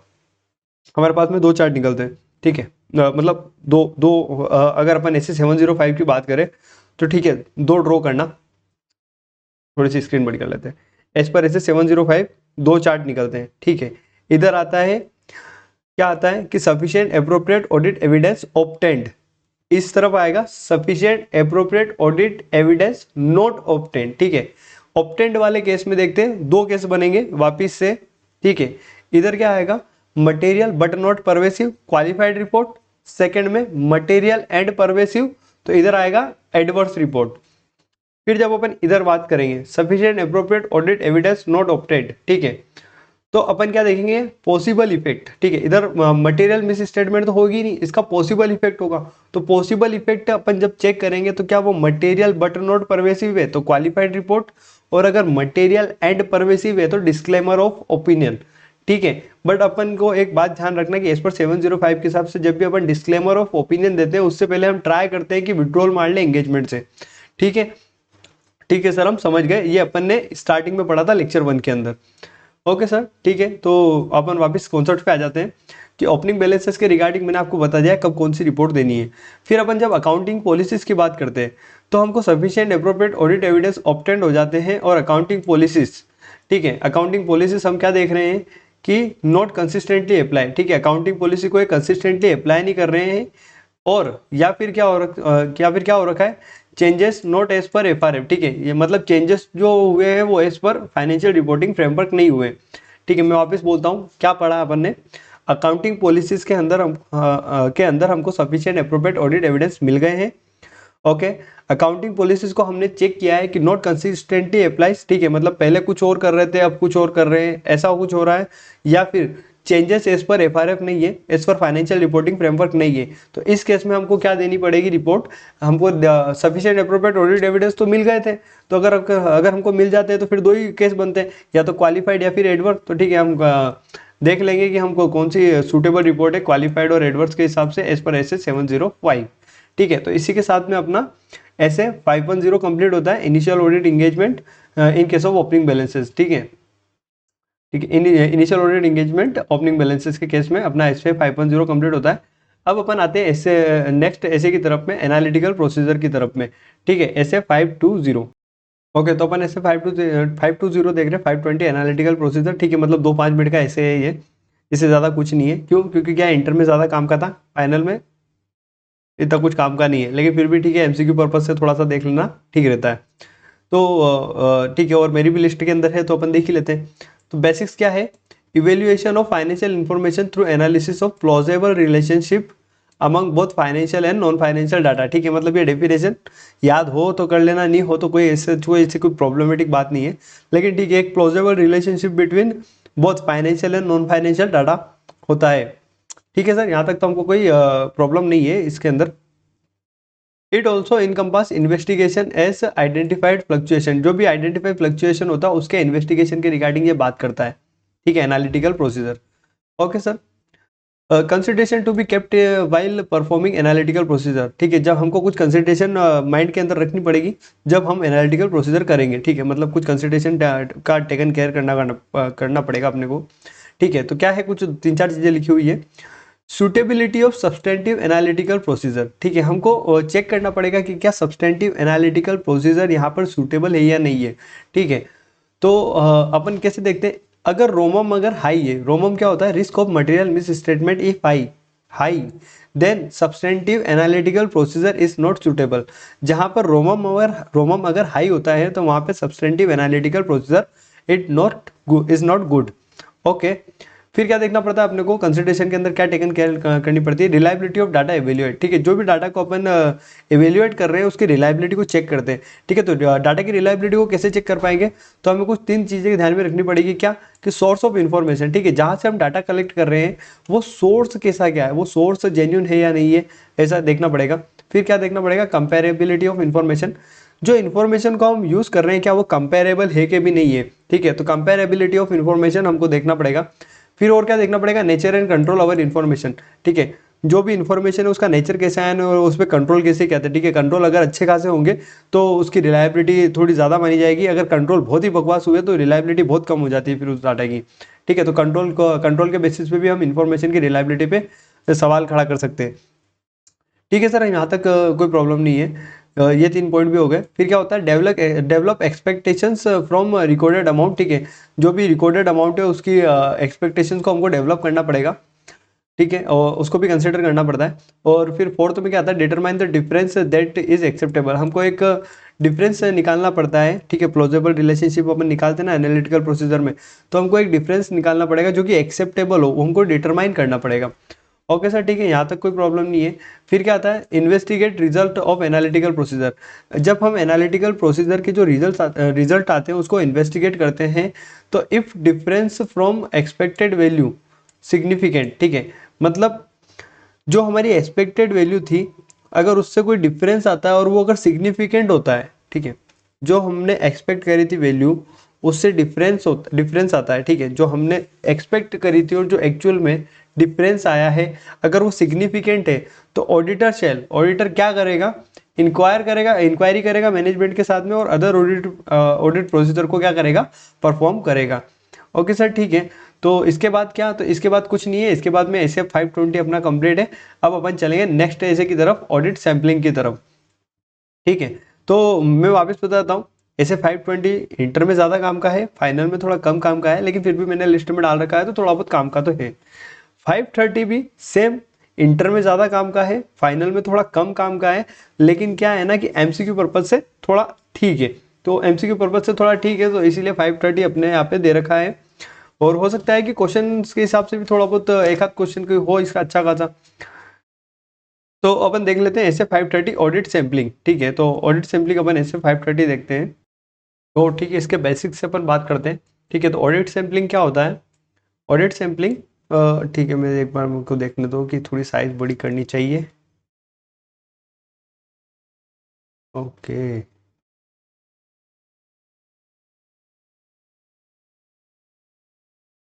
ओके, बराबर है। ठीक है, तो ये साइज ठीक है, बराबर है। Audit sampling, audit procedures on less than 100% of items, all sampling units have a chance of selection. ठीक है, मतलब जब अपन 100% ऑफ आइटम्स पे प्रोसीजर नहीं लगा के अगर लेस देन 100% आइटम्स पे अगर कोई प्रोसीजर लगा रहे हैं तो उसको अपन क्या बोलते हैं, सैम्पलिंग। ठीक है, और ऑल सैम्पलिंग यूनिट, ठीक है, जितनी भी सैम्पलिंग यूनिट्स होती है उनको क्या होता है, इक्वल चांस ऑफ सिलेक्शन होता है। ठीक है, मतलब चांस ऑफ सिलेक्शन सबके पास में होता है कि कोई भी सेलेक्ट हो सकता है।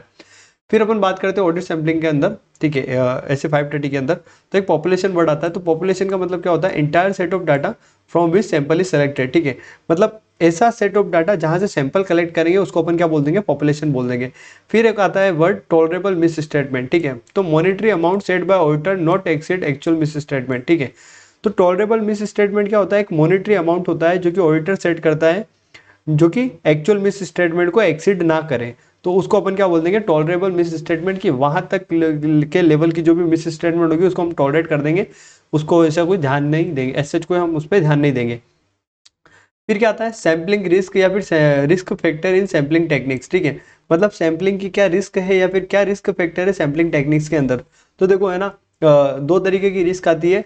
एक तो क्या होती है, एक इनअप्रोप्रिएट ओपिनियन होता है, और एक क्या होता है, लीड्स टू एडिशनल वर्क। ठीक है, तो वो कब क्या होता है, तो मैं आपको समझाता हूँ। कंक्लूजन बेस्ड ऑन सैंपल में भी डिफरेंट। ठीक है, मतलब क्या होता है कि हम सैंपल के हिसाब से जो कंक्लूजन लेते हैं, हो सकता है कि इन रियलिटी अगर पूरी पॉपुलेशन का अगर हम टेस्ट ऑफ डिटेल या फिर टेस्ट ऑफ कंट्रोल करके देखते हैं तो हो सकता है कि वहाँ पे हमारा ओपिनियन कुछ और आता। ठीक है। तो ऐसा हो सकता है कि कंक्लूजन बेस्ड ऑन सैंपल में भी डिफरेंट हो सकता है, ठीक है। तो leads to two types of erroneous conclusion. क्या एरोनियस कंक्लूजन हो सकती है कि अगर पहले की बात करें, ठीक है, फर्स्ट की बात करें, उसके अंदर दोनों आते हैं, test of detail and test on control, ठीक है। तो टेस्ट ऑफ डिटेल के अंदर क्या हो सकता है कि हम ये मान के चल रहे हैं कोई मटेरियल मिस स्टेटमेंट नहीं है, ठीक है। हमने टेस्ट ऑफ डिटेल किया, हमने क्या बोला, कोई मटेरियल मिस स्टेटमेंट नहीं है, no material misstatement, no MM का मतलब no material misstatement. But actual के अंदर क्या, एक्चुअली में क्या था, मटेरियल मिस स्टेटमेंट एग्जिस्ट कर रही थी। हमने टेस्ट ऑफ डिटेल किया, हमने क्या बोल दिया अपना ओपिनियन के हिसाब से, no material misstatement exist, ठीक है। But in actual material misstatement exist, ठीक है। तो मैं आई होप आप समझ गए होंगे मैंने क्या बोला, ठीक है। और फिर अगर अपन टेस्ट ऑफ कंट्रोल की बात करें तो हम बोल रहे हैं इफेक्टिव है, बट एक्चुअल में इनइफेक्टिव है या फिर नॉट इफेक्टिव है, ठीक है। तो फिर इस केस में क्या होगा, हम क्या बोल रहे हैं कि कोई मटेरियल मिस स्टेटमेंट नहीं है, टेस्ट ऑफ कंट्रोल इफेक्टिव है, तो हम क्या दे देंगे, हम क्लीन ओपिनियन दे देंगे, ठीक है। हम अनमोडिफाइड ओपिनियन दे देंगे, क्लीन ओपिनियन दे देंगे। तो वो क्या ओपिनियन हमारा सही होगा क्या, तो ओपिनियन हमारा सही नहीं होगा, ओपिनियन हमारा गलत हो जाएगा। क्यों, क्योंकि एक्चुअल में तो मटेरियल मिस स्टेटमेंट थी, एक्चुअल में तो कंट्रोल इफेक्टिव थे ही नहीं। तो इस केस में हमारा ओपिनियन कैसा चला जाएगा, गलत ओपिनियन चला जाएगा। तो उसको ही अपन क्या बोल देते हैं, इनएप्रोप्रिएट ओपिनियन, ठीक है। तो इनएप्रोप्रिएट ओपिनियन चला जाएगा, ठीक है। फिर अपने पास सेकंड एरोनियस देखो सेकंड एरोनियस कंक्लूजन क्या निकलता है अपना, तो सेकंड क्या निकलता है कि हमारा टेस्ट ऑफ डिटेल जो था जब हमने किया तो हम क्या बोल रहे हैं कि मटेरियल मिस स्टेटमेंट एग्जिस्ट कर रहा है, लेकिन एक्चुअल में जब अपन ने देखा तो कोई मटेरियल मिस स्टेटमेंट था ही नहीं पूरी पॉपुलेशन का जब देखा। फिर अपन टेस्ट ऑफ कंट्रोल की बात कर रहे हैं, हम बोल रहे बहुत घटिया कंट्रोल है, बहुत घटिया कंट्रोल है ऐसे करके। पर जब एक्चुअल में देखा तो यार कंट्रोल तो बहुत ही इफेक्टिव थे। तो इस केस में क्या होगा, अगर हमने बोल दिया कि मटेरियल मिस स्टेटमेंट एग्जिस्ट कर रही है तो फिर हम और ज़्यादा काम करेंगे, ठीक है। अगर हम बोल रहे हैं कंट्रोल इनके इनइफेक्टिव है, तो कंट्रोल इनइफेक्टिव है तो हम ये मान के चलेंगे ना कि सारा काम में गड़बड़ी होगी, तो हम काम को क्या करेंगे, ज़्यादा ध्यान से करेंगे, ठीक है। तो काम को ज़्यादा ध्यान से करेंगे तो फिर हमको लास्ट में पता चलेगा अरे यार ये तो इफेक्टिव, तो कोई गड़बड़ी नहीं है। तो इस वजह से क्या होता है कि हम ज़्यादा काम करने लग जाते हैं, जब हमको क्या है ना कि अगर हम गलत इंटरप्रिटेशन कर लेते हैं कि मटेरियल मिस स्टेटमेंट एग्जिस्ट कर रही है या फिर टेस्ट ऑफ कंट्रोल इनइफेक्टिव है, तो ये चीज़ क्या करती है, हमारे लीड्स टू एडिशनल वर्क है। इस वजह से हमको क्या करना पड़ता है, हमको एडिशनल वर्क करना पड़ सकता है, ठीक है। तो ये दो टाइप्स के कंक्लूजन्स हो सकते थे अपने, क्या, जिसकी वजह से एक तो इनअप्रोप्रिएट ओपिनियन जा सकता था, दूसरा लीड टू एडिशनल वर्क हो सकता था, ठीक है। फिर sample size and selection of items for testing, ठीक है। Sample size and selection of items for testing क्या हो सकता है, सैंपल साइज के अंदर क्या हो सकता है, on basis of रोमम and sample size. अगर सैंपल साइज बड़ी है तो सैम्पलिंग रिस्क क्या होगी, कम होगी, ठीक है। सैंपल साइज के अंदर क्या होता है, on basis of रोमम risk of material miss statement and sample size. अगर सैंपल साइज अगर ज़्यादा होगी तो ऑब्वियसली सैम्पलिंग रिस्क हमेशा कम होगी, क्योंकि सैंपल साइज ज़्यादा होगी मतलब क्या, अपन ने ज़्यादा डाटा लिया है और उस पर वर्क कर रहे हैं, तो सैम्पलिंग की रिस्क क्या हो जाएगी, कम हो जाएगी। अगर अपन सैंपल साइज कम रखेंगे तो सैम्पलिंग की रिस्क हाई हो जाएगी, ओके। फिर एक और क्या होता है, sample select all will have chance of selection, ठीक है। जब सैंपल बेसिस पे अपन किसी को सेलेक्ट कर रहे हैं तो जितने भी बिल वगैरह हैं उनको सबको क्या मिलना चाहिए, चांस ऑफ सिलेक्शन मिलना चाहिए, ओके। फिर क्या आता है, स्टैटिस्टिकल सैम्पलिंग, ठीक है। ये स्टैटिस्टिकल सैम्पलिंग क्या होती है, more scientific use of mathematics law, ठीक है। मतलब ज़्यादा साइंटिफिक होती है, इसके अंदर मैथमेटिक्स लॉ का यूज़ करते हैं इन डिटरमाइनिंग सैंपल साइज, ठीक है। हम सैंपल साइज को डिटरमाइन करने के लिए ये यूज में लेते हैं। फिर एक और क्या आता है, नॉन स्टैटिस्टिकल सैम्पलिंग, ठीक है। नॉन स्टैटिस्टिकल सैम्पलिंग के अंदर क्या करते हैं हम, sample size determined on the basis of personal experience, ठीक है। सैंपल साइज को हम डिटरमाइन करते हैं पर्सनल एक्सपीरियंस के बेसिस पर एंड नॉलेज ऑफ ऑडिटर, ठीक है। जजमेंट इज यूज्ड, ठीक है। मतलब सैंपल साइज को हम डिटरमाइन करते हैं on basis of personal experience के बेसिस पे हम सैंपल साइज को सेलेक्ट करते हैं, और नॉलेज ऑफ ऑडिटर के बेसिस पे हम सैंपल साइज को सेलेक्ट करते हैं, ठीक है। इसके अंदर मतलब यूँ कि जो ऑडिटर बोल देगा ना, जजमेंट ऑडिटर का जो भी जजमेंट होगा ना उसके हिसाब से अपन सैंपल ले लेंगे। और ऑडिटर बोलेगा कि एक काम करो, पहले 50 को देखो, फिर एक काम करना 300 से 310 देख लेना, ठीक है। मतलब जो भी डाटा है तो क्या बोल रहा है, फर्स्ट 50 को देखो, फिर 300 से 310 देख लेना, फिर एक काम करना 475 से 480 के वाले देख लेना, ठीक है। तो एक रैंडम निकाल रहे हैं, ये भी कौन बोल रहा है, कोई ये स्टेटिस्टिकल सैम्पलिंग नहीं है कि ठीक है हम एक मतलब प्रोसेस के साथ में चल रहे हैं कि फर्स्ट 10 लिया, फिर 20 छोड़े, फिर 10 लिया, फिर 20 छोड़े, फिर 10 लिया, ऐसा कुछ नहीं।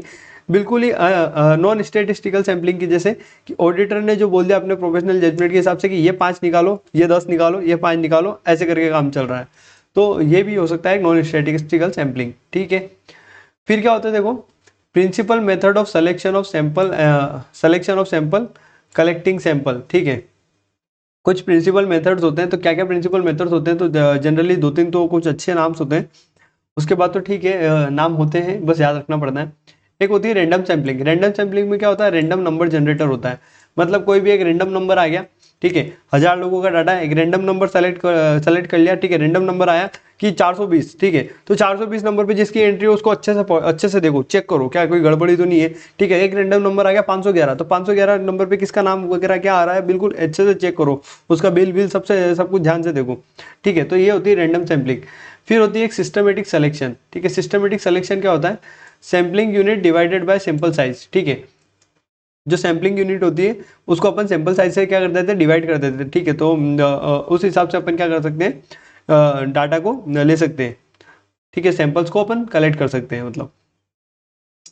फिर क्या होता है, मॉनिटरी यूनिट सैम्पलिंग। ठीक है, मॉनिटरी यूनिट सैम्पलिंग के अंदर क्या होता है, वैल्यू वेटेड सिलेक्शन। ठीक है, वैल्यू वेटेड सिलेक्शन होता है। फिर एक आती है हैप्पैजार्ड सैम्पलिंग। ठीक है, हैप्पैजार्ड सैम्पलिंग के अंदर क्या होता है, हैप्पैजार्ड सिलेक्शन। ठीक है, हैप्पैजार्ड सिलेक्शन के अंदर क्या होता है, विदाउट फॉलोइंग ए स्ट्रक्चर्ड टेक्निक्स। ठीक है, मतलब कोई स्ट्रक्चर टेक्निक नहीं होती है, ठीक है, तो उसके बेस पे अपन क्या करते हैं, सेलेक्ट करते हैं डाटा को। फिर होता है एक ब्लॉक सिलेक्शन। तो ब्लॉक सिलेक्शन क्या होता है, selection of block on contiguous item.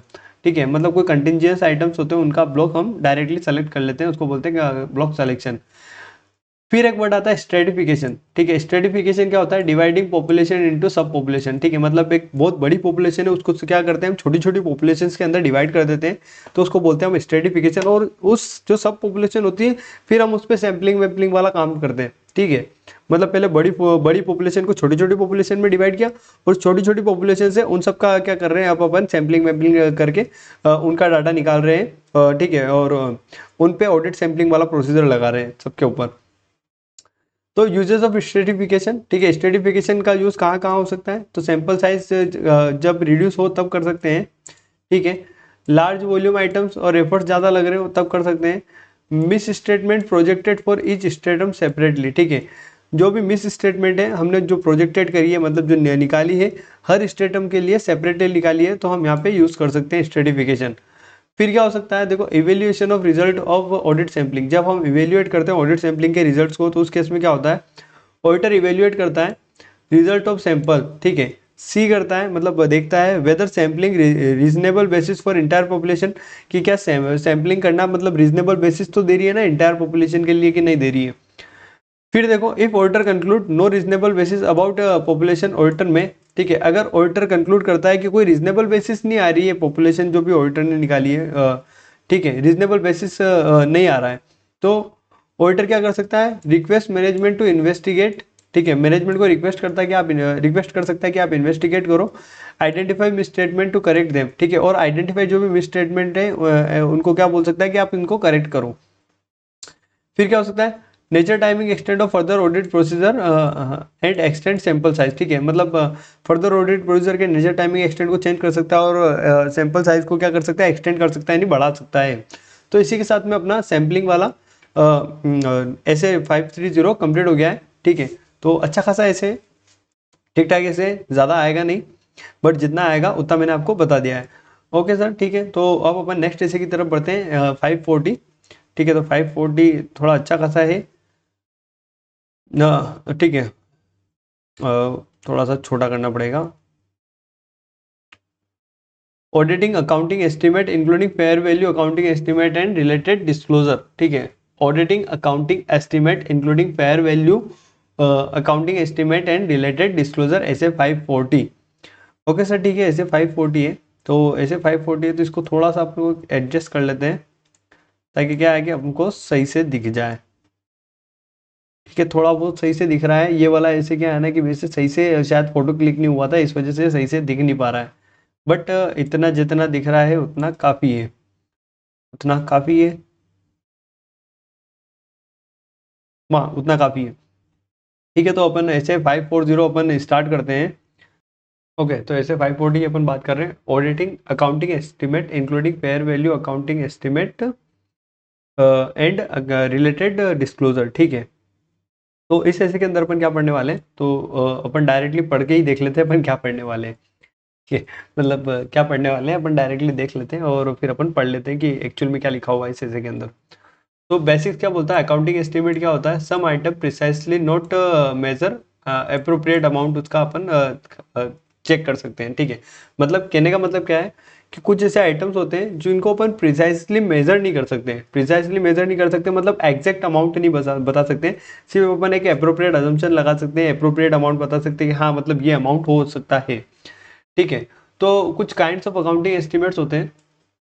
ठीक है, तो इसके अंदर अपन एक फेयर वैल्यू अकाउंटिंग एस्टीमेट देखेंगे और अदर अकाउंटिंग एस्टीमेट देखेंगे। तो फेयर वैल्यू अकाउंटिंग एस्टीमेट किन चीज़ों की रिगार्डिंग देखते हैं, तो assets acquired in business combination.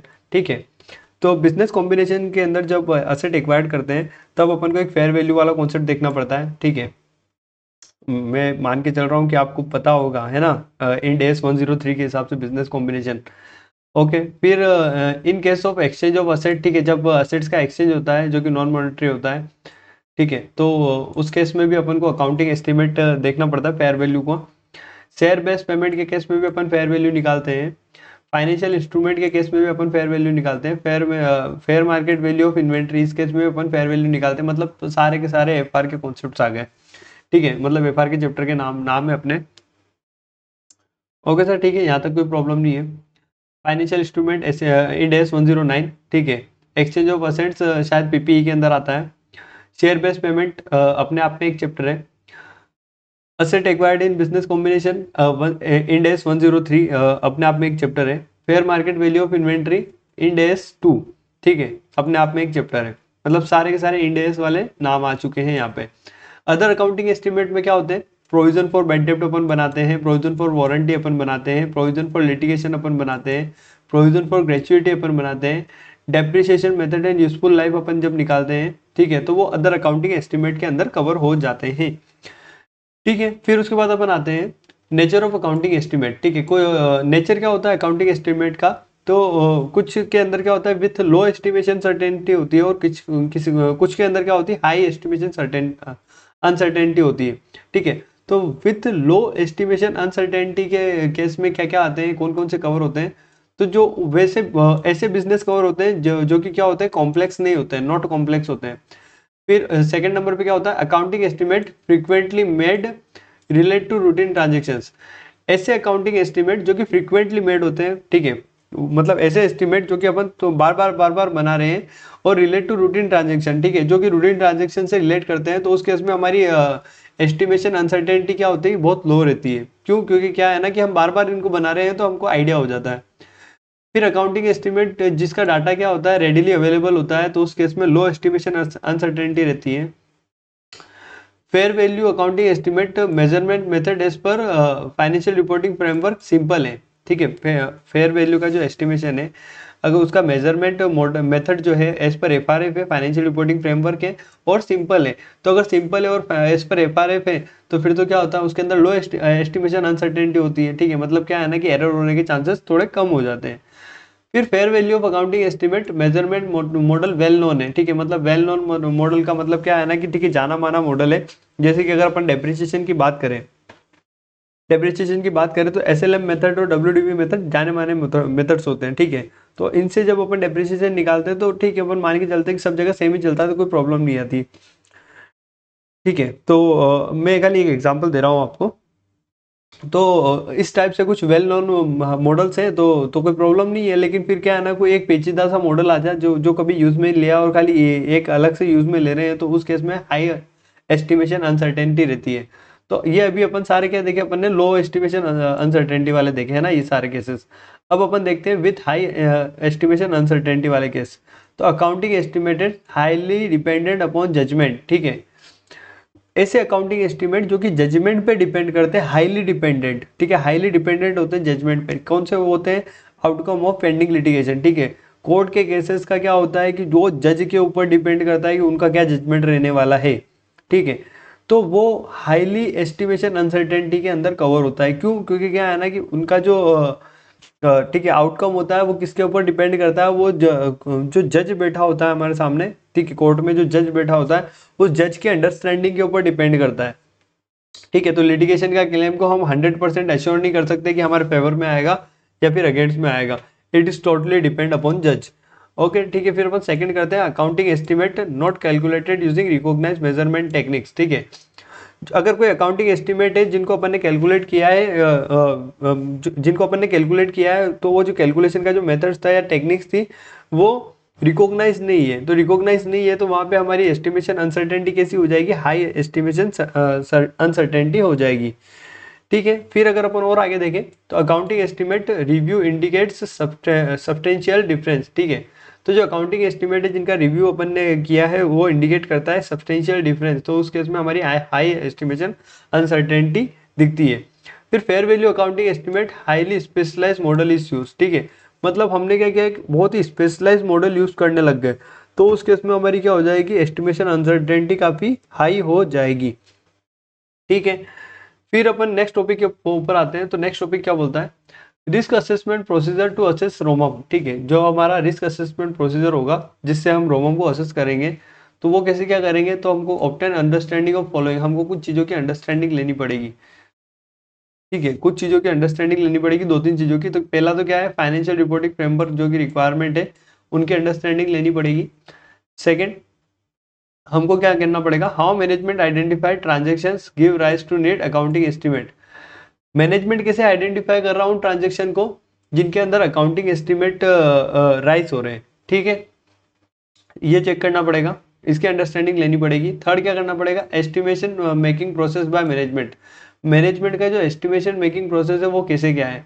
ठीक है, तो उसके लिए अपन क्या देखेंगे, मेथड यूज्ड बाय मैनेजमेंट, कौन से मेथड यूज कर रहे हैं management, whether management used an expert, क्या मैनेजमेंट ने कोई एक्सपर्ट यूज किया है, अजम्पशंस कैसे क्या है, accounting estimate change from prior period, prior period के हिसाब से कोई अकाउंटिंग एस्टिमेट चेंज हुआ है क्या, रिलेवेंट कंट्रोल कैसे क्या है, whether management assets effect of uncertainty, क्या मैनेजमेंट ने असेस किया है अनसर्टेनिटी के इफेक्ट्स को। ठीक है, तो ये सारी चीजें अपन को देख के चलनी पड़ेगी। ठीक है, फिर अपन आ जाते हैं next, management inquiry transactions give right to new accounting estimate और रिवाइज अकाउंटिंग एस्टिमेट। ठीक है, मैनेजमेंट से इंक्वायरी करी तो कुछ ट्रांजेक्शन ऐसे हुए हैं जो कि राइज कर रहे हैं न्यू अकाउंटिंग एस्टिमेट्स को। मतलब क्या है ना कि उनकी वजह से न्यू अकाउंटिंग एस्टिमेट बनाना पड़ रहा है, या फिर हमको जो ऑलरेडी एग्जिस्टिंग अकाउंटिंग एस्टिमेट थे उनको क्या करना पड़ रहा है, रिवाइज करना पड़ रहा है। तो वो सर्कमस्टांसेस क्या हो सकते हैं। ठीक है, तो कौन से सर्कमस्टांसेस में ऐसा करना पड़ेगा, जब न्यू टाइप ऑफ ट्रांजेक्शन सामने आ रहे हैं। ठीक है, जब न्यू टाइप ऑफ ट्रांजेक्शन हमारे क्या हो रहे हैं, सामने आ रहे हैं। ठीक है, उसके बाद और क्या हो सकता है, जब टर्म्स क्या हो रही है, चेंज हो रही है, न्यू टाइप्स ऑफ ट्रांजेक्शन सामने आ रहे हैं या फिर टर्म्स चेंज हो रही है, तो उस केस में हमको क्या करना पड़ेगा, न्यू अकाउंटिंग एस्टिमेट या फिर रिवाइज करने पड़ेंगे ऑलरेडी जो अकाउंटिंग एस्टिमेट है उनको। ठीक है, फिर और ऊपर आ जाते हैं। फिर क्या होता है, अगर कोई न्यू इवेंट अकर हो रहा है तो भी हमको देखना पड़ेगा, कोई रेगुलेटरी या फिर अदर चेंजेस है तो भी हमको चेक करना पड़ेगा। Accounting policies relating to accounting estimate have change. ठीक है, जो भी अकाउंटिंग पॉलिसीज थी अकाउंटिंग एस्टिमेट को लेकर, अगर वो चेंज होती है तो भी क्या करना पड़ेगा, हमको उसको कंसिडर करके चलना पड़ेगा। फिर क्या आता है, देखो, evaluation of accounting estimate which involve significant risk. हमको इवेल्युएट करना है अकाउंटिंग एस्टिमेट को जो कि सिग्निफिकेंट रिस्क को इन्वॉल्व करता है। ठीक है, तो उसके क्या केसेस बनते हैं। First, how management considered alternative assumptions. ठीक है, मैनेजमेंट अल्टरनेटिव अजम्पशंस को कैसे कंसिडर कर रहा है। ठीक है, फिर देखेंगे अपन अजम्पशंस जो उसने कंसिडर किए हैं क्या वो रीजनेबल है। With respect to reasonableness management intent and ability. ठीक है, रीजनेबलनेस के रेस्पेक्ट में हमको क्या चेक करना है, मैनेजमेंट का इंटेंट और एबिलिटी चेक करनी है। If management not addressed affect of uncertainty, अगर मैनेजमेंट नॉट एड्रेस, ठीक है, क्या क्या एड्रेस नहीं करता, editor develop a range management accounting estimate with in this range. If management not address effect of uncertainty, अगर मैनेजमेंट कोई एड्रेस नहीं करता इफेक्ट ऑफ अनसर्टेनिटी, तो ऑडिटर क्या करेगा, डेवलप करेगा एक रेंज को जो कि मैनेजमेंट की अकाउंटिंग एस्टिमेट को चेक करेगा कि वो विद इन द रेंज है या नहीं है। ओके सर, ठीक है, फिर अपन लास्ट में आ जाते हैं। तो लास्ट नहीं, सेकेंड लास्ट टॉपिक है। ठीक है। तो सेकंड लास्ट टॉपिक क्या बोलता है, written representation about assumption used in making accounting estimate. हम WR ले लेंगे, ठीक है, about assumptions used in making accounting estimate, जो भी अकाउंटिंग एस्टीमेट बनाए हैं उनके रिगार्डिंग, ठीक है। तो रिटन रिप्रेजेंटेशन के अंदर अपन क्या लिखवाएंगे, अजम्पशन एंड मॉडल जो कि अप्रोप्रिएट है, ठीक है। Assumption reflect management intent and ability of management, ठीक है। Disclosure in financial statement complete and appropriate as per FRF है कि नहीं है, ठीक है, ये भी हम रिटर्न रिप्रेजेंटेशन के अंदर ले लेंगे। Subsequent event accounting estimate and disclosure no need change, ठीक है। फिर अपन लास्ट में आ जाते हैं, लास्ट टॉपिक क्या है अपना, reviewing prior period accounting estimate. अगर अपन प्रायर पीरियड अकाउंटिंग एस्टीमेट को रिव्यू करते हैं तो उस केस में अपन क्या देखेंगे, review outcome of accounting estimate including in prior period financial statement and their substantive reestimation for current period, ठीक है। इफ आउटकम डिफर, अगर आउटकम डिफरेंस होता है, डिफर होता है, मतलब चेंजेस होते हैं, अलग हो जा रहा है, तो आइडेंटिफाई रीजंस फॉर डिफरेंस, ठीक है। तो डिफरेंस का अपने को क्या करना है, रीजन आइडेंटिफाई करना। ऑडिटर को ऑब्टेन करेगा क्या, information about effectiveness of estimation process, information about effectiveness of estimation process, audit evidence, reestimation in current period, ठीक है। Audit evidence, matters of financial statement disclose, okay. फिर क्या देखेंगे अपन, रिव्यू करेगा, assist auditor in identifying possible management bias, ठीक है।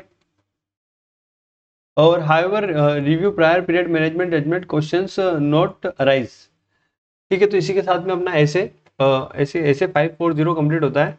अब हमारे पास में 3 ऐसे बचते हैं, 3 ऐसे कौन से बचेंगे, 550, 560, 570, ठीक है। तो अपन देखते हैं उसको क्या इसी लेक्चर के अंदर कवर करें या नेक्स्ट लेक्चर पे पहुंचाएं।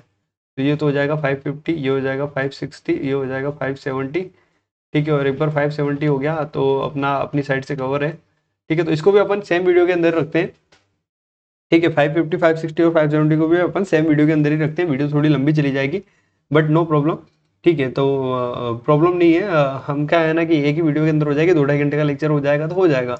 बट क्या है ना कि ठीक है, एक ही साथ में 500 वाली सीरीज पूरी हो जाएगी अपनी। ओके, तो अपन देख रहे थे रिलेटेड पार्टी SA 550, ठीक है। तो SA 550 के अंदर क्या है, तो देखो अपन बेसिक्स पढ़ते हैं, ठीक है। बेसिक्स, तो बेसिक्स के अंदर रिलेटेड पार्टी है। रिलेटेड पार्टी किसको बोलेंगे अपन, FRF ने जो डिफाइन कर रखा है। FRF क्या होता है, फाइनेंशियल रिपोर्टिंग फ्रेमवर्क, ठीक है। तो फाइनेंशियल रिपोर्टिंग फ्रेमवर्क ने जो डिफाइन कर रखा है उसको अपन क्या बोलते हैं, रिलेटेड पार्टी। तो सर अब फाइनेंशियल रिपोर्टिंग फ्रेमवर्क ने क्या डिफाइन कर रखा है, तो अगर इंड एस के हिसाब से देखें तो इंड एस 24, ठीक है। मेरे को लग रहा है कि आपको याद होना चाहिए ये, है ना। इंड एस 24 रिलेटेड पार्टी के बारे में बात करता है, ठीक है। और एएस के हिसाब से बात करें, जो अपन इंटरमीडिएट में पढ़ के आए हैं या फिर फाउंडेशन में पढ़ के आए हैं, ठीक है। तो एएस के हिसाब से देखें तो एएस के हिसाब से नंबरिंग में आती है 18 नंबर पे। तो एएस 18 के हिसाब से रिलेटेड पार्टी डिस्क्लोजर होता है और इंड एस 24 के हिसाब से रिलेटेड पार्टी डिस्क्लोजर होता है। उसके हिसाब से जो भी रिलेटेड पार्टी होती है उसको तो हम रिलेटेड पार्टी बोलते ही है, ठीक है। तो ऐसे 550 क्या बताता है, तो ऐसे 550 भी रिलेटेड पार्टी के बारे में बताता है। ऐसे 550 बोलता है कि जो भी हमारे क्लाइंट वगैरह है, ठीक है, वो तो हमारे रिलेटेड पार्टी कहलाएंगे, ओके। फिर और क्या है, तो और भी कुछ चीजें हैं जो हमारे रिलेटेड पार्टी कहलाएगी, जैसे कि एक श्याम लिमिटेड है और एक राम लिमिटेड है। श्याम लिमिटेड अगर कंट्रोल रखता है या फिर कोई सिग्निफिकेंट इन्फ्लुएंस रखता है राम लिमिटेड पे, तो ये दोनों आपस में क्या हो जाएंगे, रिलेटेड पार्टी हो जाएंगे, ओके सर, ठीक है। फिर अगर अपन बात करें बी वाले पॉइंट की, तो एक राम लिमिटेड है और एक घनश्याम लिमिटेड है, ठीक है। अगर राम लिमिटेड कंट्रोल या फिर सिग्निफिकेंट इन्फ्लुएंस रखता है घनश्याम लिमिटेड पे, ठीक है, तो ये दोनों आपस में क्या हो जाएंगे, रिलेटेड पार्टी कहला जाएंगे, ठीक है, राम लिमिटेड और घनश्याम लिमिटेड। फिर एक और सी वाला पॉइंट है, तो सी वाले पॉइंट के अंदर क्या है कि अगर एक एस लिमिटेड है, ठीक है, एक एस लिमिटेड है, वो राम लिमिटेड और एक्स लिमिटेड दोनों को क्या कर रहा है, कंट्रोल कर रहा है। एस लिमिटेड राम लिमिटेड को भी क्या कर रहा है, कंट्रोल कर रहा है। एस लिमिटेड एक्स लिमिटेड को भी क्या कर रहा है, कंट्रोल कर रहा है। इस केस में एस लिमिटेड और राम लिमिटेड तो रिलेटेड पार्टी है, ओके, कोई प्रॉब्लम नहीं है।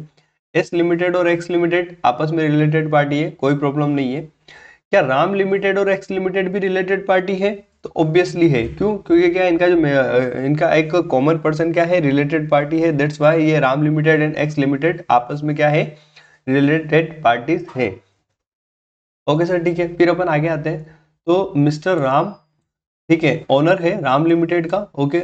मिस्टर श्याम ओनर है एक्स लिमिटेड का। तो और मिस्टर राम और मिस्टर श्याम आपस में क्या है, क्लोज फैमिली मेंबर्स हैं, ठीक है। तो ये मिस्टर राम और मिस्टर श्याम आपस में क्लोज फैमिली मेंबर है, दैट्स वाई राम लिमिटेड और एक्स लिमिटेड क्या हो जाएगी, रिलेटेड पार्टीज कहलाएगी। क्यों? क्योंकि क्या है, इनके जो ऑनर्स है वो क्या है, क्लोज फैमिली मेंबर्स हैं। ठीक है, तो वो आपस में रिलेटिव्स है, तो उनकी जो फॉर्म्स हो जाएगी, ठीक है, या उनकी जो कंपनीज हो जाएगी वो भी आपस में क्या हो जाएगी, रिलेटेड पार्टीज कहला जाएगी।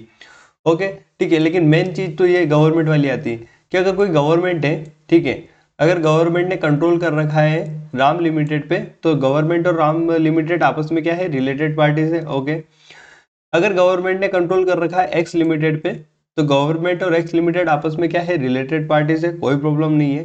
क्या राम लिमिटेड और एक्स लिमिटेड रिलेटेड पार्टीज है क्या? तो नहीं। ठीक है, मतलब नॉर्मल केस में अपन ने देखा था जी एस लिमिटेड वाला और राम लिमिटेड और एक्स लिमिटेड वाला, तो इस केस में तो राम लिमिटेड और एक्स लिमिटेड रिलेटेड पार्टीज हो रही थी, क्योंकि एक कॉमन पर्सन क्या था, इनका रिलेटेड पर्सन था।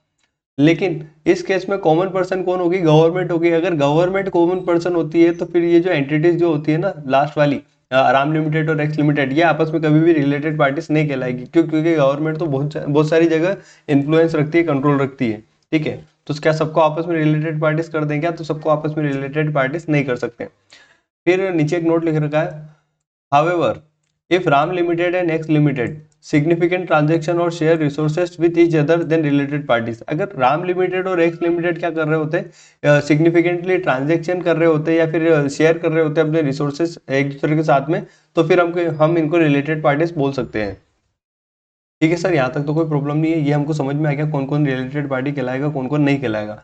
ठीक है, तो अब अपन आगे बढ़ते हैं तो understanding entity related party relationship and transaction. ठीक है, हम अंडरस्टैंड कर रहे हैं एंटिटी के related party relationship and transactions को।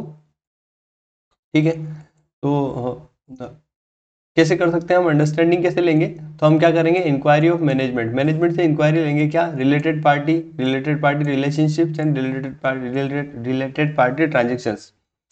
ठीक है, इंक्वायरी करेंगे मैनेजमेंट से कि आपकी रिलेटेड पार्टीज कौन है, उनका रिलेशनशिप कैसा है, उनके ट्रांजेक्शन्स क्या है। ओके, फिर डिस्कस विद एंगेजमेंट टीम, आपको एंगेजमेंट टीम को बताना पड़ेगा, क्या बताना पड़ेगा, एंटिटी के related party relationship and transactions क्या है। Through out the audit maintain करना है प्रोफेशनल स्केप्टिसिज्म। ओके, रिकॉर्ड्स और document and circumstances, record documents and circumstances अगर ऐसे आते हैं जिससे पता लगता है दैट में indicate undefined and undisclosed related party relationship and transactions. ठीक है, अगर कोई रिकॉर्ड और डॉक्यूमेंट सामने आते हैं जिससे पता लगता है, इंडिकेट होता है क्या, कि कोई अनडिफाइंड या अनडिस्क्लोज्ड रिलेटेड पार्टी रिलेशनशिप या ट्रांजेक्शंस हुआ है। ठीक है, तो वो भी अपने को क्या करना है, डिस्कस करना है एंगेजमेंट टीम के साथ में। फिर हाउ रिलेटेड पार्टी में इन्वॉल्व इन फ्रॉड। ठीक है, रिलेटेड पार्टी फ्रॉड के अंदर कैसे इन्वॉल्व होगा, ये भी एंगेजमेंट टीम को बता के चलना पड़ेगा, डिस्कस करना पड़ेगा एंगेजमेंट टीम के साथ में। ठीक है, एग्जांपल जैसे हो सकता है ना एफएफआर या फिर एमओए। अब एफएफआर एमओए क्या होता है, तो एफएफआर होता है फ्रॉडुलेंट फाइनेंशियल रिपोर्टिंग, एमओए होता है मिस अप्रोप्रिएशन ऑफ असेट। ठीक है सर, आगे बढ़ते हैं। Reviewing record and document. ठीक है, रिव्यू करना, चेक करते हैं रिकॉर्ड्स और डॉक्यूमेंट को। क्या क्या चेक करेंगे अपन, legal and third party confirmation. ठीक है, लीगल और थर्ड पार्टी कंफर्मेशन चेक करेंगे, मिनट्स ऑफ मीटिंग्स देखेंगे। ठीक है, मीटिंग्स के मिनट्स देखते हैं। ठीक है, other records and document, other record and documents के अंदर अपन क्या देख सकते हैं जिससे अपन को पता चले कि कोई रिलेटेड पार्टी है या नहीं है। तो अपन क्या कर सकते हैं, एंटिटी के आईटी रिटर्न देख सकते हैं, आईटी रिटर्न यानी इनकम टैक्स रिटर्न। ठीक है, शेयर होल्डर का रजिस्टर देख सकते हैं, उससे पता चलेगा ना कौन कौन हमारे रिलेटिव्स है या नहीं है। ठीक है, मतलब कौन कौन शेयर होल्डर है या नहीं है, ऐसा करके। एंटिटी के इन्वेस्टमेंट रिकॉर्ड। ठीक है, एंटिटी ने कहाँ कहाँ इन्वेस्टमेंट कर रखा है, इससे हम पता लगा सकते हैं हम किस पे कंट्रोल करते हैं, हमारा सिग्निफिकेंट इन्फ्लुएंस किसके ऊपर है। Okay, life insurance policy. ठीक है, लाइफ इंश्योरेंस पॉलिसी अगर हमने किसी किसके लिए ली है, ठीक है, जनरली हम क्या लेते हैं कि जो मैनेजमेंट के बंदे होते हैं, बोर्ड ऑफ डायरेक्टर्स वगैरह, उनके लिए हम लाइफ इंश्योरेंस पॉलिसीज लेते हैं। तो उससे पता चलता है कि ये बंदा और ये हमारी जो कंपनी है ये आपस में क्या है, रिलेटेड पर्सन है। तो अगर हमने किसी लाइफ इंश्योरेंस किसी बंदे के लिए लाइफ इंश्योरेंस पॉलिसी ले रखी है, तो बट ऑब्वियसली वो कहीं ना कहीं हमारा क्या होगा, रिलेटिव होगा। रिलेटिव कैसा, कंपनी वाला रिलेटिव। ओके, फिर और क्या देख सकते हैं, सिग्निफिकेंट कॉन्ट्रैक्ट रीनेगोशिएटेड। सिग्निफिकेंटली कॉन्ट्रैक्ट अगर रीनेगोशिएटेड हो रहा है तो हमें देखना पड़ेगा क्या ये रिलेटेड पार्टी है क्या, इससे सर्कमस्टांसेस मिलते हैं। Information to regulatory authorities. ठीक है, जो इन्फॉर्मेशन हमने रेगुलेटरी अथॉरिटीज को दे रखी है उसको चेक करेंगे।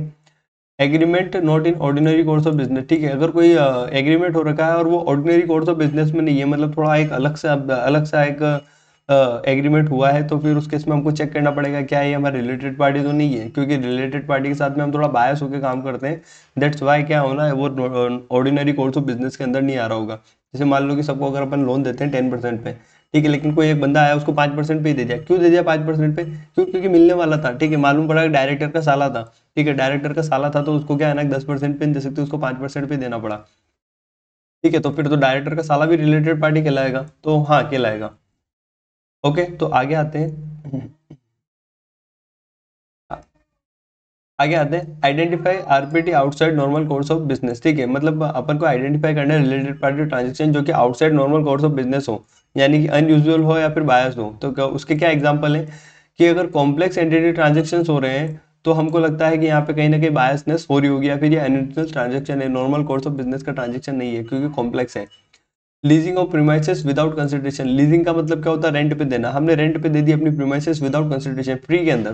तो फ्री में किसको दे रहे होंगे, ऑब्वियसली डायरेक्टर के साले वाले को दे रहे होंगे ऐसा कर, या फिर डायरेक्टर की बीवी वगैरह को दे रहे होंगे। ओके, फिर अपन आगे आते हैं, सेल्स विथ लार्ज डिस्काउंट, ठीक है। मतलब अपन ने सेल्स तो करी है लेकिन डिस्काउंट काफी भारी भारी भरकम डिस्काउंट दे रखा है। तो क्यों दिया?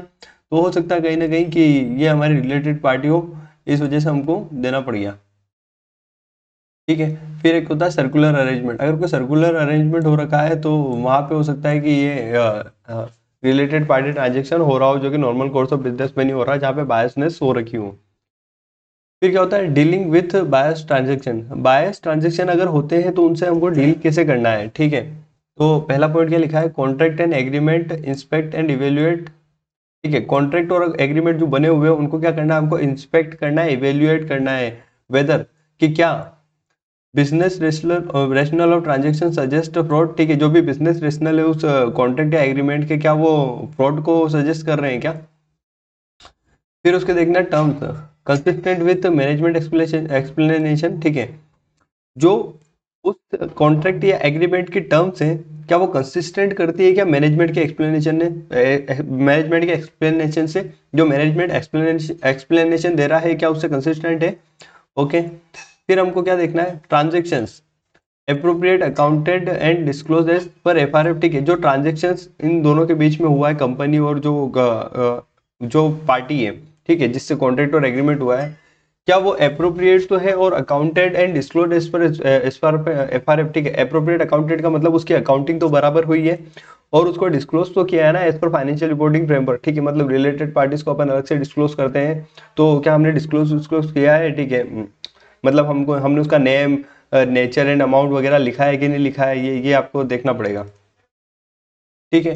फिर और कैसे डीलिंग कर सकते हैं क्या बायस ट्रांजेक्शन के साथ में, तो हम क्या कर सकते हैं, transaction appropriately authorise and approve तो है, ये चेक कर लेंगे कि जो ट्रांजेक्शन हुआ है वो अप्रोप्रिएटली ऑथोराइज एंड अप्रूव्ड है या नहीं है, ये चेक करेंगे। और लास्ट में क्या करेंगे, एक रिटर्न रिप्रेजेंटेशन ले लेंगे एज पर ऐसे 580, ठीक है। 580 के हिसाब से हम रिटर्न रिप्रेजेंटेशन ले लेंगे, ताकि हम क्या है ना कि थोड़ा कॉन्फिडेंस ले सके कि हाँ ठीक है ट्रांजेक्शन हुआ है, बराबर हुआ होगा।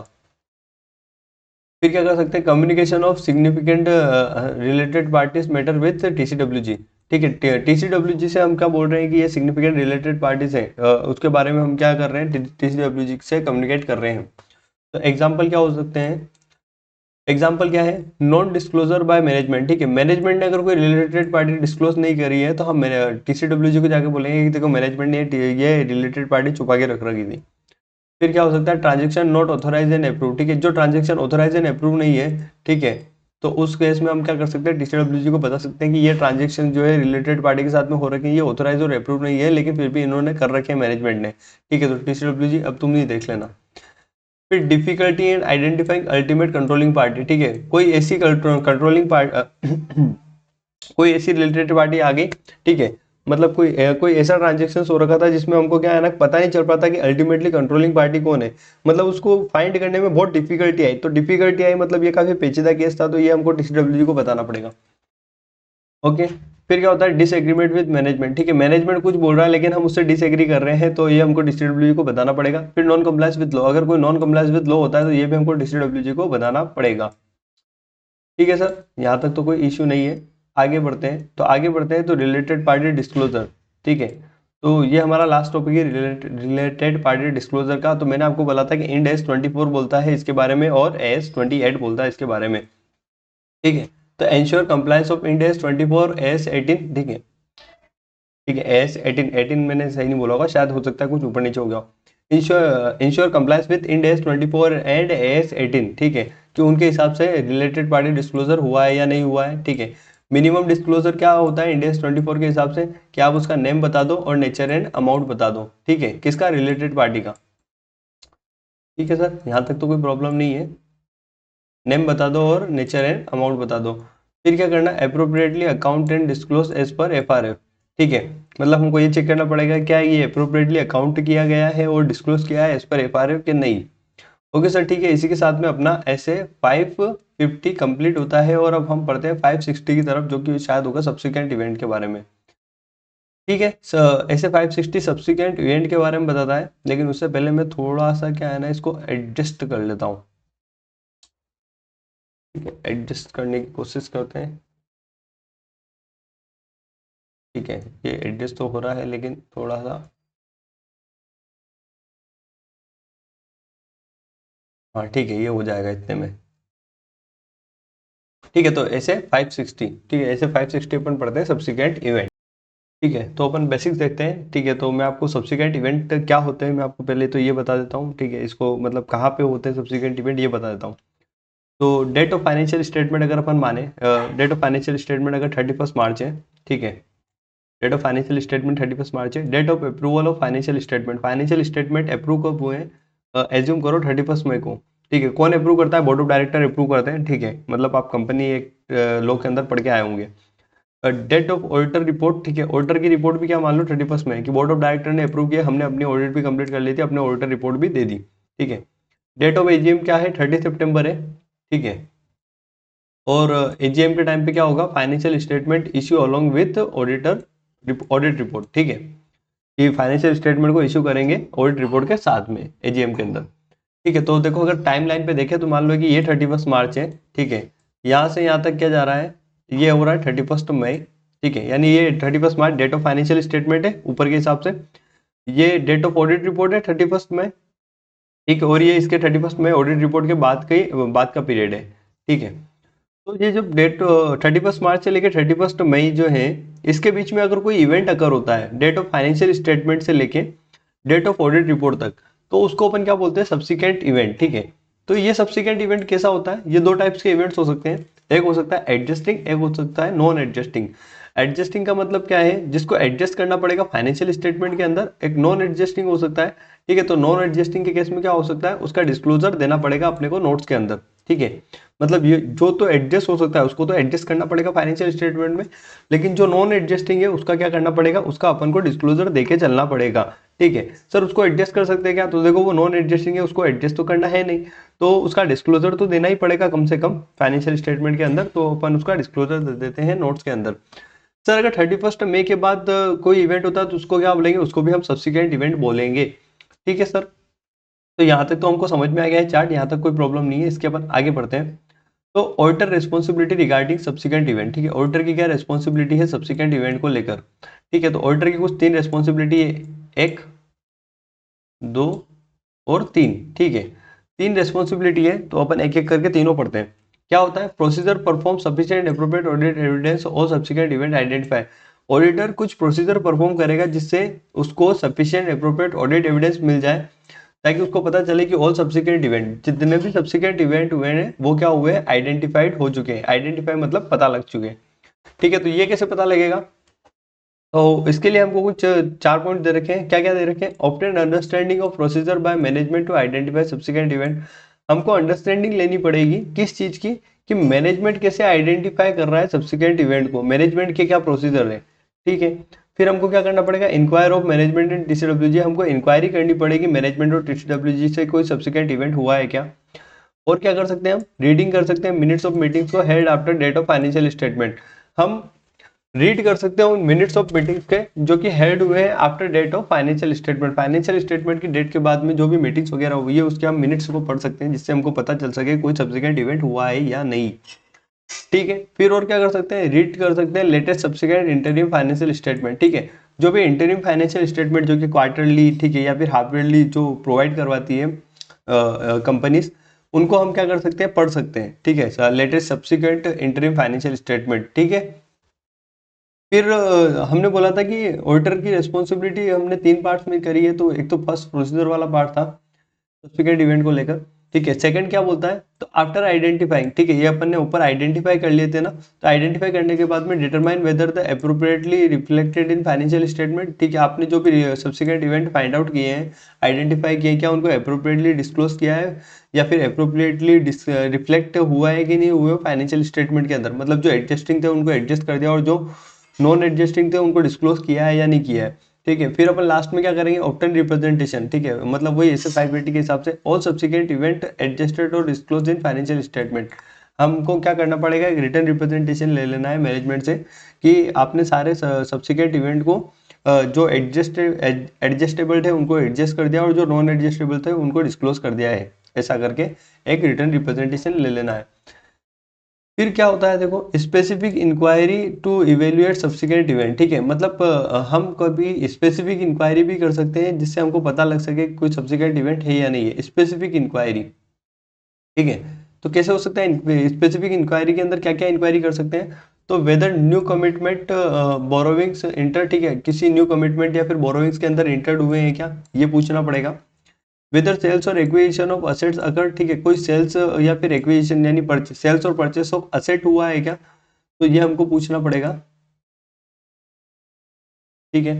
फिर क्या कर सकते हैं, वेदर असेट डिस्ट्रॉयड और अप्रोप्रिएटेड बाय गवर्नमेंट, ठीक है, कोई असेट डिस्ट्रॉय वगैरह हुई या कोई अप्रोप्रिएटेड बाय गवर्नमेंट हुआ है क्या, ये हमको पूछना पड़ेगा।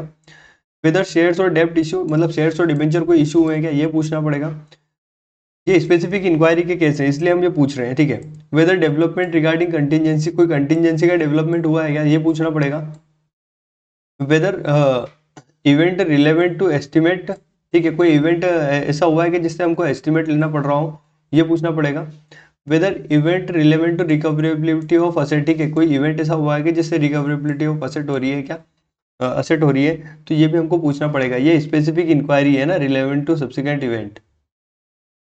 फिर देखो फिर क्या है, facts which become to known to the auditor after the date of audit report, ठीक है, ऑडिट रिपोर्ट इश्यूज करने के बाद में अगर कोई फैक्ट ऑडिटर के संज्ञान में आता है, ऑडिटर को नोन होता है, तो उस केस में क्या होगा, देखो फैक्ट्स विच बिकम नॉन, ठीक है, मतलब कोई फैक्ट्स पता चला है नॉन टू द ऑडिटर, किसको, ऑडिटर को पता चला है कब, after the date of audit report, इसने ऑडिट रिपोर्ट दे दी थी उसके बाद में, ठीक है। तो अब आओ इधर देखो, ऑडिट रिपोर्ट इसने कब दे दी थी, 31 मई को, इसके बाद में अगर इसको कुछ पता चला है तो उस केस में क्या होगा, उस केस में क्या होगा, after auditor report but before financial statement issue, ठीक है, मतलब ऑडिट रिपोर्ट तो देने के बाद में हुआ लेकिन फाइनेंशियल स्टेटमेंट अभी तक इशू नहीं हुए थे, तो उस केस में क्या करना पड़ेगा, उस केस में क्या होगा, no obligation to perform procedure, कोई आपकी कोई ऑब्लिगेशन नहीं है कि प्रोसीजर को परफॉर्म करो, ठीक है। लेकिन अगर कोई इवेंट ऐसा है, cost to amend audit report, तो ऑडिटर शेल, अगर कोई इवेंट ऐसा हुआ है जिसकी वजह से अपने को क्या करना पड़ रहा है कि ऑडिट रिपोर्ट को अमेंड करना पड़ रहा है, ठीक है, तो उस केस में फिर क्या करेंगे अपन, auditor shall discuss matter with management and DCWG, आपको मैटर्स को क्या करना पड़ेगा, डिस्कस करना पड़ेगा, किसके साथ में, मैनेजमेंट और डीसीडब्ल्यूजी के साथ में। Weather financial statement need amendment, ठीक है, और आपको पता करना पड़ेगा कि क्या फाइनेंशियल स्टेटमेंट के अंदर अमेंडमेंट जरूरी है या नहीं है, ठीक है। फिर ऊपर आ जाते हैं, फिर ऊपर आ गए अपन, फिर अपन क्या करेंगे, इंक्वायरी करेंगे कि how management address the matter in financial statement, ठीक है, अगर इवेंट ऐसा आ जाता है जिसकी वजह से फाइनेंशियल स्टेटमेंट ऑडिट रिपोर्ट को अमेंड करना पड़ सकता है, तो अपन इंक्वायरी करेंगे कि पहले तो मैनेजमेंट ने कैसे एड्रेस किया इस मैटर को फाइनेंशियल स्टेटमेंट के अंदर, ठीक है। फिर अपन क्या देख रहे हैं, if management amend financial statement, अगर मैनेजमेंट ने फाइनेंशियल स्टेटमेंट को अमेंड कर दिया है तो ऑडिटर शेल, ऑडिटर क्या करेगा, carry out procedure on amendment, ठीक है, वो अपने ऑडिट प्रोसीजर करेगा किस पे, किसके ऊपर, अमेंडेड फाइनेंशियल स्टेटमेंट के ऊपर, और क्या करेगा, new auditor report on amended financial statement, वो अपनी क्या करेगा, न्यू ऑडिट रिपोर्ट दे देगा जो भी कि अमेंडेड फाइनेंशियल स्टेटमेंट है उसके ऊपर। लेकिन एक बात ध्यान रखना, जो ऑडिट रिपोर्ट की जो डेट है वो अमेंडेड फाइनेंशियल स्टेटमेंट की डेट के बाद की होनी चाहिए, date not earlier than date of approval of amended financial statement, ठीक है, मतलब जो अमेंडेड फाइनेंशियल स्टेटमेंट है वो बोर्ड ऑफ डायरेक्टर से अप्रूव हो और ऑडिट रिपोर्ट उस डेट के बाद की डेट होनी चाहिए, ठीक है, उससे पहले की डेट नहीं हो सकती, ये आप ध्यान में रखना। If management not amend financial statement, अगर क्या कर रहा है मैनेजमेंट फाइनेंशियल स्टेटमेंट को अमेंड कर ही नहीं रहा है, ठीक है, और if financial statement issue without necessary amendment, ठीक है, मतलब मैनेजमेंट फाइनेंशियल स्टेटमेंट को अमेंड नहीं कर रहा है, या फिर फाइनेंशियल स्टेटमेंट इशू कर दिए विदाउट नेसेसरी अमेंडमेंट, ठीक है, जो नेसेसरी अमेंडमेंट करने थे उनको किए बिना ही फाइनेंशियल स्टेटमेंट क्या किए हैं, इशू कर दिए हैं। Auditor shall take appropriate action, ठीक है, to seek prevent reliance on auditor's report, ठीक है, तो ऑडिटर क्या करेगा, नेसेसरी एक्शन ले लेगा जिससे क्या हो सके कि कोई भी ऑडिट रिपोर्ट पे रिलायंस नहीं करे, ठीक है, ठीक है, प्रिवेंट कर सके अपने रिलायंस को, ठीक है, तो ऑडिटर कुछ ऐसे एक्शन ले लेगा। फिर देखो फिर क्या लास्ट टॉपिक है, facts become known after financial statement issue, ठीक है, मतलब फाइनेंशियल स्टेटमेंट इशू हो गए उसके बाद में फैक्ट्स पता लग रहे हैं, तो फिर क्या करेगा ऑडिटर, तो auditor shall perform same procedure as about, ठीक है, जो ऊपर प्रोसीजर किए वो वही सेम प्रोसीजर करेगा। यहाँ पे तो क्या हो रहा था कि अभी फाइनेंशियल स्टेटमेंट इशू नहीं हुए थे, ठीक है, और हमने क्या किया था अमेंडेड फाइनेंशियल स्टेटमेंट बना दिए थे, ठीक है, मतलब ये but before financial statement issue हुआ था तो ये सारे अपन ने तब देखे थे। लेकिन अब इसमें सेकंड वाले में क्या बोल रहे हैं कि अगर फाइनेंशियल स्टेटमेंट इशू हो गए और उसके बाद फैक्ट्स पता चले तो सेम प्रोसीजर है कि आपको सारी चीज़ें सेम टू सेम करनी पड़ेगी फिर, कि अगर कोई अमेंडेड फाइनेंशियल स्टेटमेंट बन रहे हैं तो फिर आप वापस उस पर ऑडिट रिपोर्ट दे देना, अगर अमेंडेड फाइनेंशियल स्टेटमेंट नहीं बन रहे हैं, ठीक है, या फिर क्या हो रहा है इशू विदाउट नेसेसरी अमेंडमेंट्स हो रहा है, तो फिर आपको क्या करना पड़ेगा, आपको कुछ ऐसा एक्शन लेना पड़ेगा, अप्रोप्रिएट एक्शन लेना पड़ेगा जिससे क्या कर सको आपसे appropriate action to seek prevent reliance upon auditor report, ठीक है, आपको ऐसा करना पड़ेगा, ठीक है, तो इसी के साथ में हमारा ऐसे ऐसे कौन सा 560 का खत्म हो जाता है सब्सिक्वेंट इवेंट। अब अपन 570 की तरफ पढ़ते हैं गोइंग कंसर्न के ऊपर, ठीक है, तो गोइंग कंसर्न की तरफ अपन पढ़ते हैं, ठीक है, तो गोइंग कंसर्न है ये अपना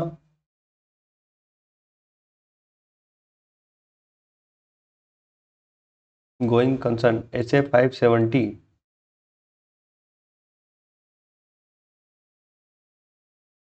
ठीक है, थोड़ा सा और एडजस्ट, ठीक है, ऐसे 570 गोइंग कंसर्न, ठीक है, तो अपन ऐसे 570 पढ़ते हैं going concern, okay okay okay, तो ऐसे 570 गोइंग कंसर्न बेसिक्स क्या पढ़ते हैं, ठीक है, तो बेसिक्स पढ़ते हैं financial reporting fundamental assumptions going concern assumption, ठीक है, मतलब फाइनेंशियल रिपोर्टिंग के हिसाब से एक हमारा एक फंडामेंटल अजम्पशन होता है, क्या होता है फंडामेंटल अजम्पशन की going concern assumptions, going concern assumption मतलब ये कि फ्यूचर में कंपनी चलती रहेगी, ठीक है, तो ये हमारा एक फंडामेंटल अजम्पशन है, ये हमेशा हम मान के चलते हैं, उसके बेसिस पे हम क्या अकाउंटिंग वगैरह करते हैं, ठीक है।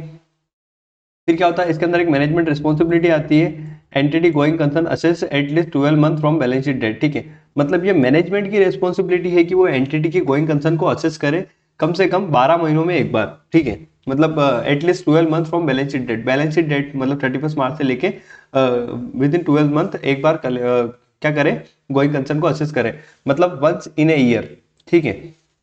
फिर अपन नेक्स्ट टॉपिक पे आते हैं रेस्पॉन्सिबिलिटी और objective auditor regarding going concern, मतलब क्या रेस्पॉन्सिबिलिटी है ऑडिटर्स की रिगार्डिंग गोइंग कंसर्न, तो ऑडिटर की क्या रेस्पॉन्सिबिलिटी है, तो ये दो तीन पॉइंट्स के अंदर दे रखा है कि हमको क्या करना पड़ेगा, evaluate management assessment of going concern, हमको मैनेजमेंट का असेसमेंट को मैनेजमेंट का जो असेसमेंट है गोइंग कंसर्न को लेकर उसको क्या करना पड़ेगा, एवेल्युएट करना पड़ेगा, ठीक है। फिर सेकंड क्या आता है appropriateness of management use of going concern assumption, ठीक है, जो मैनेजमेंट ने यूज किया है गोइंग कंसर्न अजम्पशन उसकी क्या अप्रोप्रिएटनेस है वो चेक करनी पड़ेगी। फिर whether whether material uncertainty exist that का significant doubt on entity ability to continue as going concern, ठीक है, हमको ये भी चेक करना पड़ेगा कि कोई मटेरियल अनसर्टेनिटी एग्जिस्ट हो रही है क्या जिस जो दैट का सिग्निफिकेंट डाउट, ठीक है, जिसकी वजह से कोई सिग्निफिकेंट डाउट हो रहा है कि entity ability to continue as going concern, कि एंटिटी फ्यूचर में गोइंग कंसर्न नहीं रह पाएगी, ठीक है, ऐसा कोई डाउट क्रिएट हो रहा है क्या, ऐसी कोई मटेरियल अनसर्टेनिटी एग्जिस्ट करती है क्या, ये हमको चेक करना पड़ेगा।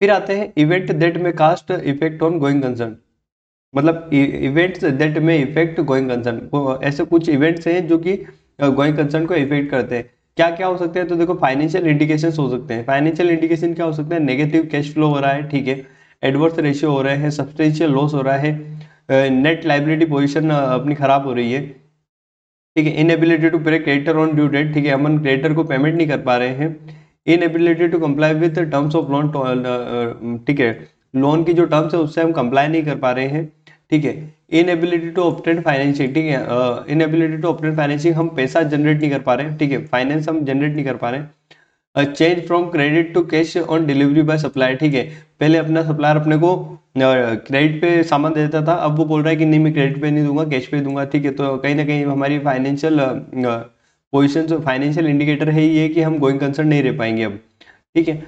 Withdrawal of financial support bye creditor, ठीक है, मतलब जो क्रेडिटर फाइनेंशियल सपोर्ट दे रहे थे अपने को, ठीक है, उन्होंने क्या कर दिया, विड्रॉल कर लिया है। अब वो बोल रहे हैं कि लाओ हमको हमारा पैसा दे दो फटाफट, ठीक है। तो वो ऐसा बोल रहे हैं, तो कहीं ना कहीं हमारा ये फाइनेंशियल इंडिकेटर है कि अब हम शायद गोइंग कंसर्न नहीं रह पाएंगे। फिर कुछ ऑपरेटिंग इंडिकेशंस होते हैं। ऑपरेटिंग इंडिकेशन क्या होता है, लॉस ऑफ की कस्टमर मेजर मार्केट, ठीक है, मतलब हमारा जो की कस्टमर था और कोई मेजर मार्केट था तो हमने उसको लॉस कर दिया है। लॉस ऑफ की मैनेजमेंट विदाउट रिप्लेसमेंट, ठीक है, मतलब हमारे की मैनेजमेंट हमको छोड़ के जा रहा है विदाउट रिप्लेसमेंट, मतलब हमने किसी और को नहीं रखा है लेकिन फिर भी हमारा की मैनेजमेंट हमको छोड़ के जा रहा है। लेबर डिफिकल्टीज, ठीक है, हमको क्या मजदूरी नहीं मिल रहे, ठीक है, तो लेबर डिफिकल्टीज हो गई है। शॉर्टेज ऑफ इंपॉर्टेंट सप्लायर, ठीक है, मतलब जो सप्लायर्स है उनकी शॉर्टेज हो रही है, तो ये हमारा एक ऑपरेटिंग इंडिकेशन है।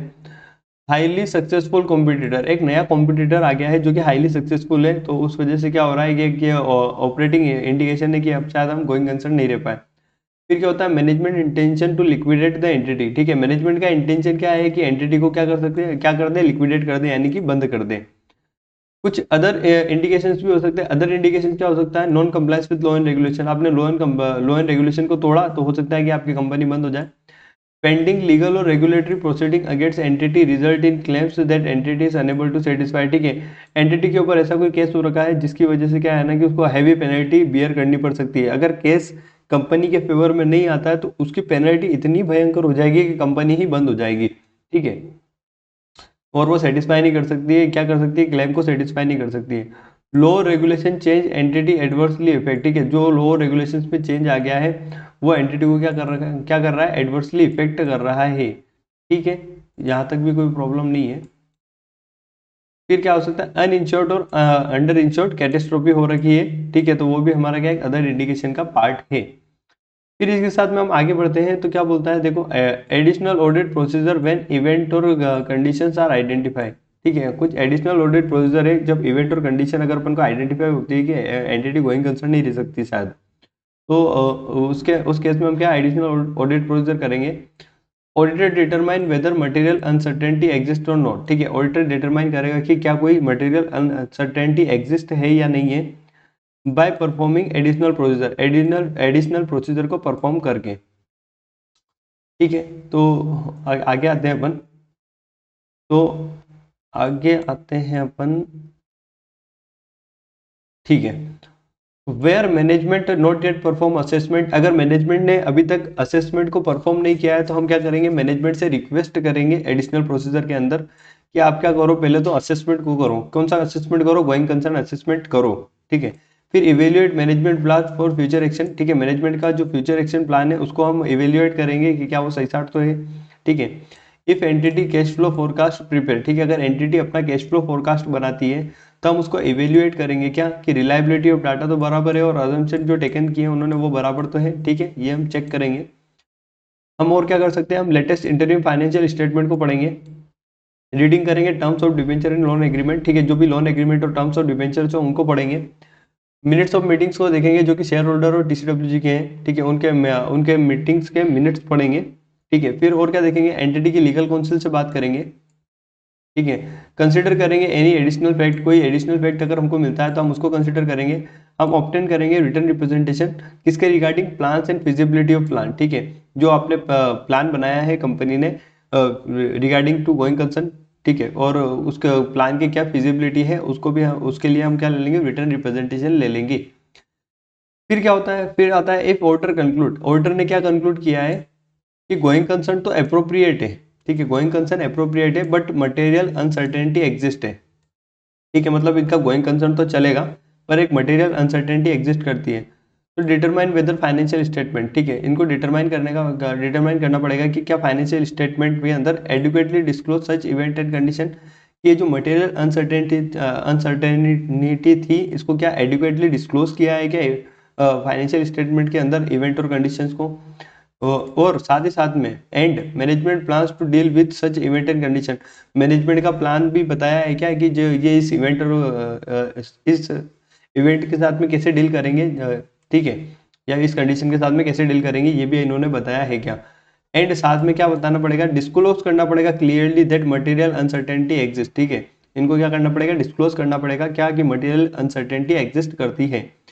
फिर सेकंड पॉइंट क्या बनता है, going concern is appropriate, going concern appropriate है और कोई मटेरियल अनसर्टेनिटी भी एग्जिस्ट नहीं करती है। तो अगर ऐसा कुछ होता है तो फिर आपको देखना पड़ेगा कि क्या एएस या फिर इंड एएस की कोई रिक्वायरमेंट है क्या, क्या कि फाइनेंशियल स्टेटमेंट के अंदर इवेंट और कंडीशन को डिस्क्लोज करें।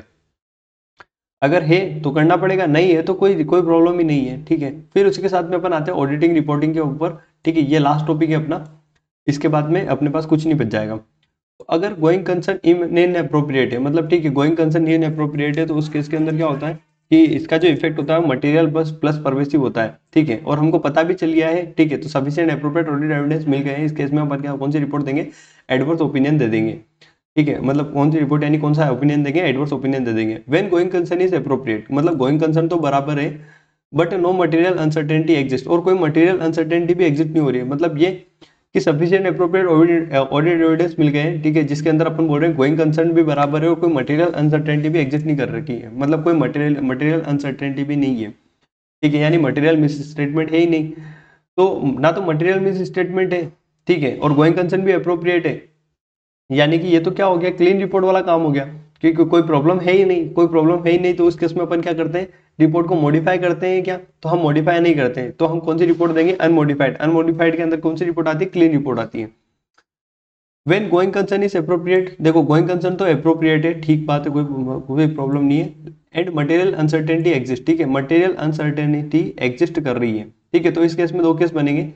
If disclosure in financial statement, अगर मटेरियल अनसर्टेनिटी एग्जिस्ट करती है और उसका डिस्क्लोजर फाइनेंशियल स्टेटमेंट के अंदर दे दिया है, ठीक है, यानी कि financial statement true and fair view present कर रहे हैं, तो फाइनेंशियल स्टेटमेंट अगर true and fair view present कर रहे हैं तो हम अनमोडिफाइड ओपिनियन दे देंगे, ठीक है, क्योंकि फाइनेंशियल स्टेटमेंट तो बराबर है, और गोइंग कंसर्न पेरा भी दे देंगे, ठीक है। गोइंग कंसर्न पेरा के अंदर अपन क्या करेंगे, draw attention to note in financial statement, financial statement के अंदर अपन नोट जो भी है जो जिन नोट के अंदर दे रखा होगा ना, उस नोट के ऊपर अपन क्या करेंगे, अटेंशन दे देंगे लोगों का, और स्टेट कर देंगे event and condition opinion note modified, ठीक है। अपन इवेंट और कंडीशंस भी बता देंगे और साथ में ये भी बता देंगे कि इसकी वजह से ओपिनियन मॉडिफाइड नहीं हुआ है, ठीक है। लेकिन अगर मान लो कि अगर कोई डिस्क्लोजर नहीं दिया है इन्होंने, मटेरियल अनसर्टेनिटी एग्जिस्ट है उसका, ठीक है, इसका मतलब क्या है ना कि जो फाइनेंशियल स्टेटमेंट है वो क्या ट्रू एंड फेयर व्यू दे रहे होंगे, नहीं, वो अभी गलत व्यू दे रहे होंगे। तो अगर financial statement true and fair view नहीं दे रहे, इसका मतलब क्या होगा कि हमारी रिपोर्ट कैसी जानी चाहिए, मॉडिफाइड जानी चाहिए, ठीक है। और जब जब भी गोइंग कंसर्न का कोई क्वेश्चन आता है तो उसमें ध्यान रखना कि अपन को हमेशा जनरली कौन सी ओपिनियन देनी, एडवर्स ओपिनियन, क्यों, क्योंकि उसका इफेक्ट कौन सा होगा, मटेरियल एंड परवेसिव होगा, ठीक है। मतलब इन्होंने क्या लिखा था कि गोइंग कंसर्न तो अप्रोप्रिएट है लेकिन मटेरियल अनसर्टेनिटी एग्जिस्ट करती है, तो अगर मटेरियल अनसर्टेनिटी एग्जिस्ट करती है गोइंग कंसर्न के केस में, तो हमेशा कौन सा ओपिनियन जाएगा, एडवर्स ओपिनियन जाएगा, ठीक है। और अपन को रीजन देना है अबाउट ओपिनियन कि कौन सा ये ओपिनियन, एडवर्स ओपिनियन अपन ने क्यों दिया है, ठीक है। तो क्योंकि क्या है ना कि ये मटेरियल एंड परवेसिव होता है, ठीक है, मटेरियल तो होता है, साथ में क्या परवेसिव हर जगह भी होता है ये। तो इसी के साथ में अपना ऐसे 570 खत्म होता है, ठीक है, और नेक्स्ट ऐसे अपन ने 600 लिख रखा है, तो एक ऐसे अपन ने छोड़ दिया है, कौन सा 580 अपन ने छोड़ दिया है। 580 के अंदर क्या लिखा हुआ था, तो रिटर्न रिप्रेजेंटेशन था, ठीक है, कि हम रिटर्न रिप्रेजेंटेशन ले लेते हैं किससे, मैनेजमेंट से और DCWG से, ठीक है, तो वो उसके रिगार्डिंग ही था, ठीक है। तो 580 अपने को छोड़ देना है, ऐसा कोई खास नहीं है, सबके अंदर बोल रखा है, खुद से ही सारे एसेस के अंदर खुद से ही बोल रखा है कि आप रिटर्न रिप्रेजेंटेशन ले लेना, रिटर्न रिप्रेजेंटेशन ले लेना, ठीक है। तो वो ऐसे तो इसके लिए था कि अगर कहीं पे नहीं लिखा हो तो भी आप ले लो, ठीक है। तो इसीलिए मैं क्या है ना, जब भी रिटर्न रिप्रेजेंटेशन आता है तो मैं आपको नाम बता देता हूँ कि ऐसे 580 के हिसाब से रिटर्न रिप्रेजेंटेशन ले लेना। तो इस वाले वीडियो के अंदर अपन ने क्या क्या पढ़ा है, तो जहाँ तक मुझे याद है 501, 505, 510, 520, 530, 540, 550, 560, 570, ठीक है, मतलब 9 ऐसे अपन ने कवर कर लिए हैं, ठीक है, जितना मुझे याद है, ठीक है, 9 ऐसे अपन ने कवर कर लिए वीडियो, बट ऑब्वियसली लंबी गई है, लेकिन 500 की सारी सीरीज हो गई है। अब अपन जो भी नेक्स्ट लेक्चर करेंगे उसके अंदर 600 की सीरीज देख लेंगे, 700 की सीरीज देख लेंगे, 800 की सीरीज देख लेंगे, ऐसे वाला सारा पोर्शन कवर हो जाएगा, ठीक है। फिर वही अपन क्या करेंगे, SRE, SAE, SRS, ठीक है। तो इसी के साथ में फिर क्या है कि अपने सारे SS और ये सारे कवर हो जाएंगे क्विकली, ठीक है। तो अपन क्या करते हैं, इस वीडियो को एंड करते हैं। पसंद पसंद आया तो लाइक वाइक मार देना, ठीक है। कमेंट वमेंट मार देना, चैनल वैनल सब्सक्राइब कर देना, ठीक है। और नहीं पसंद आया डिसलाइक मार देना। ओके, तो इसी के साथ में अपन मिलते हैं नेक्स्ट लेक्चर में।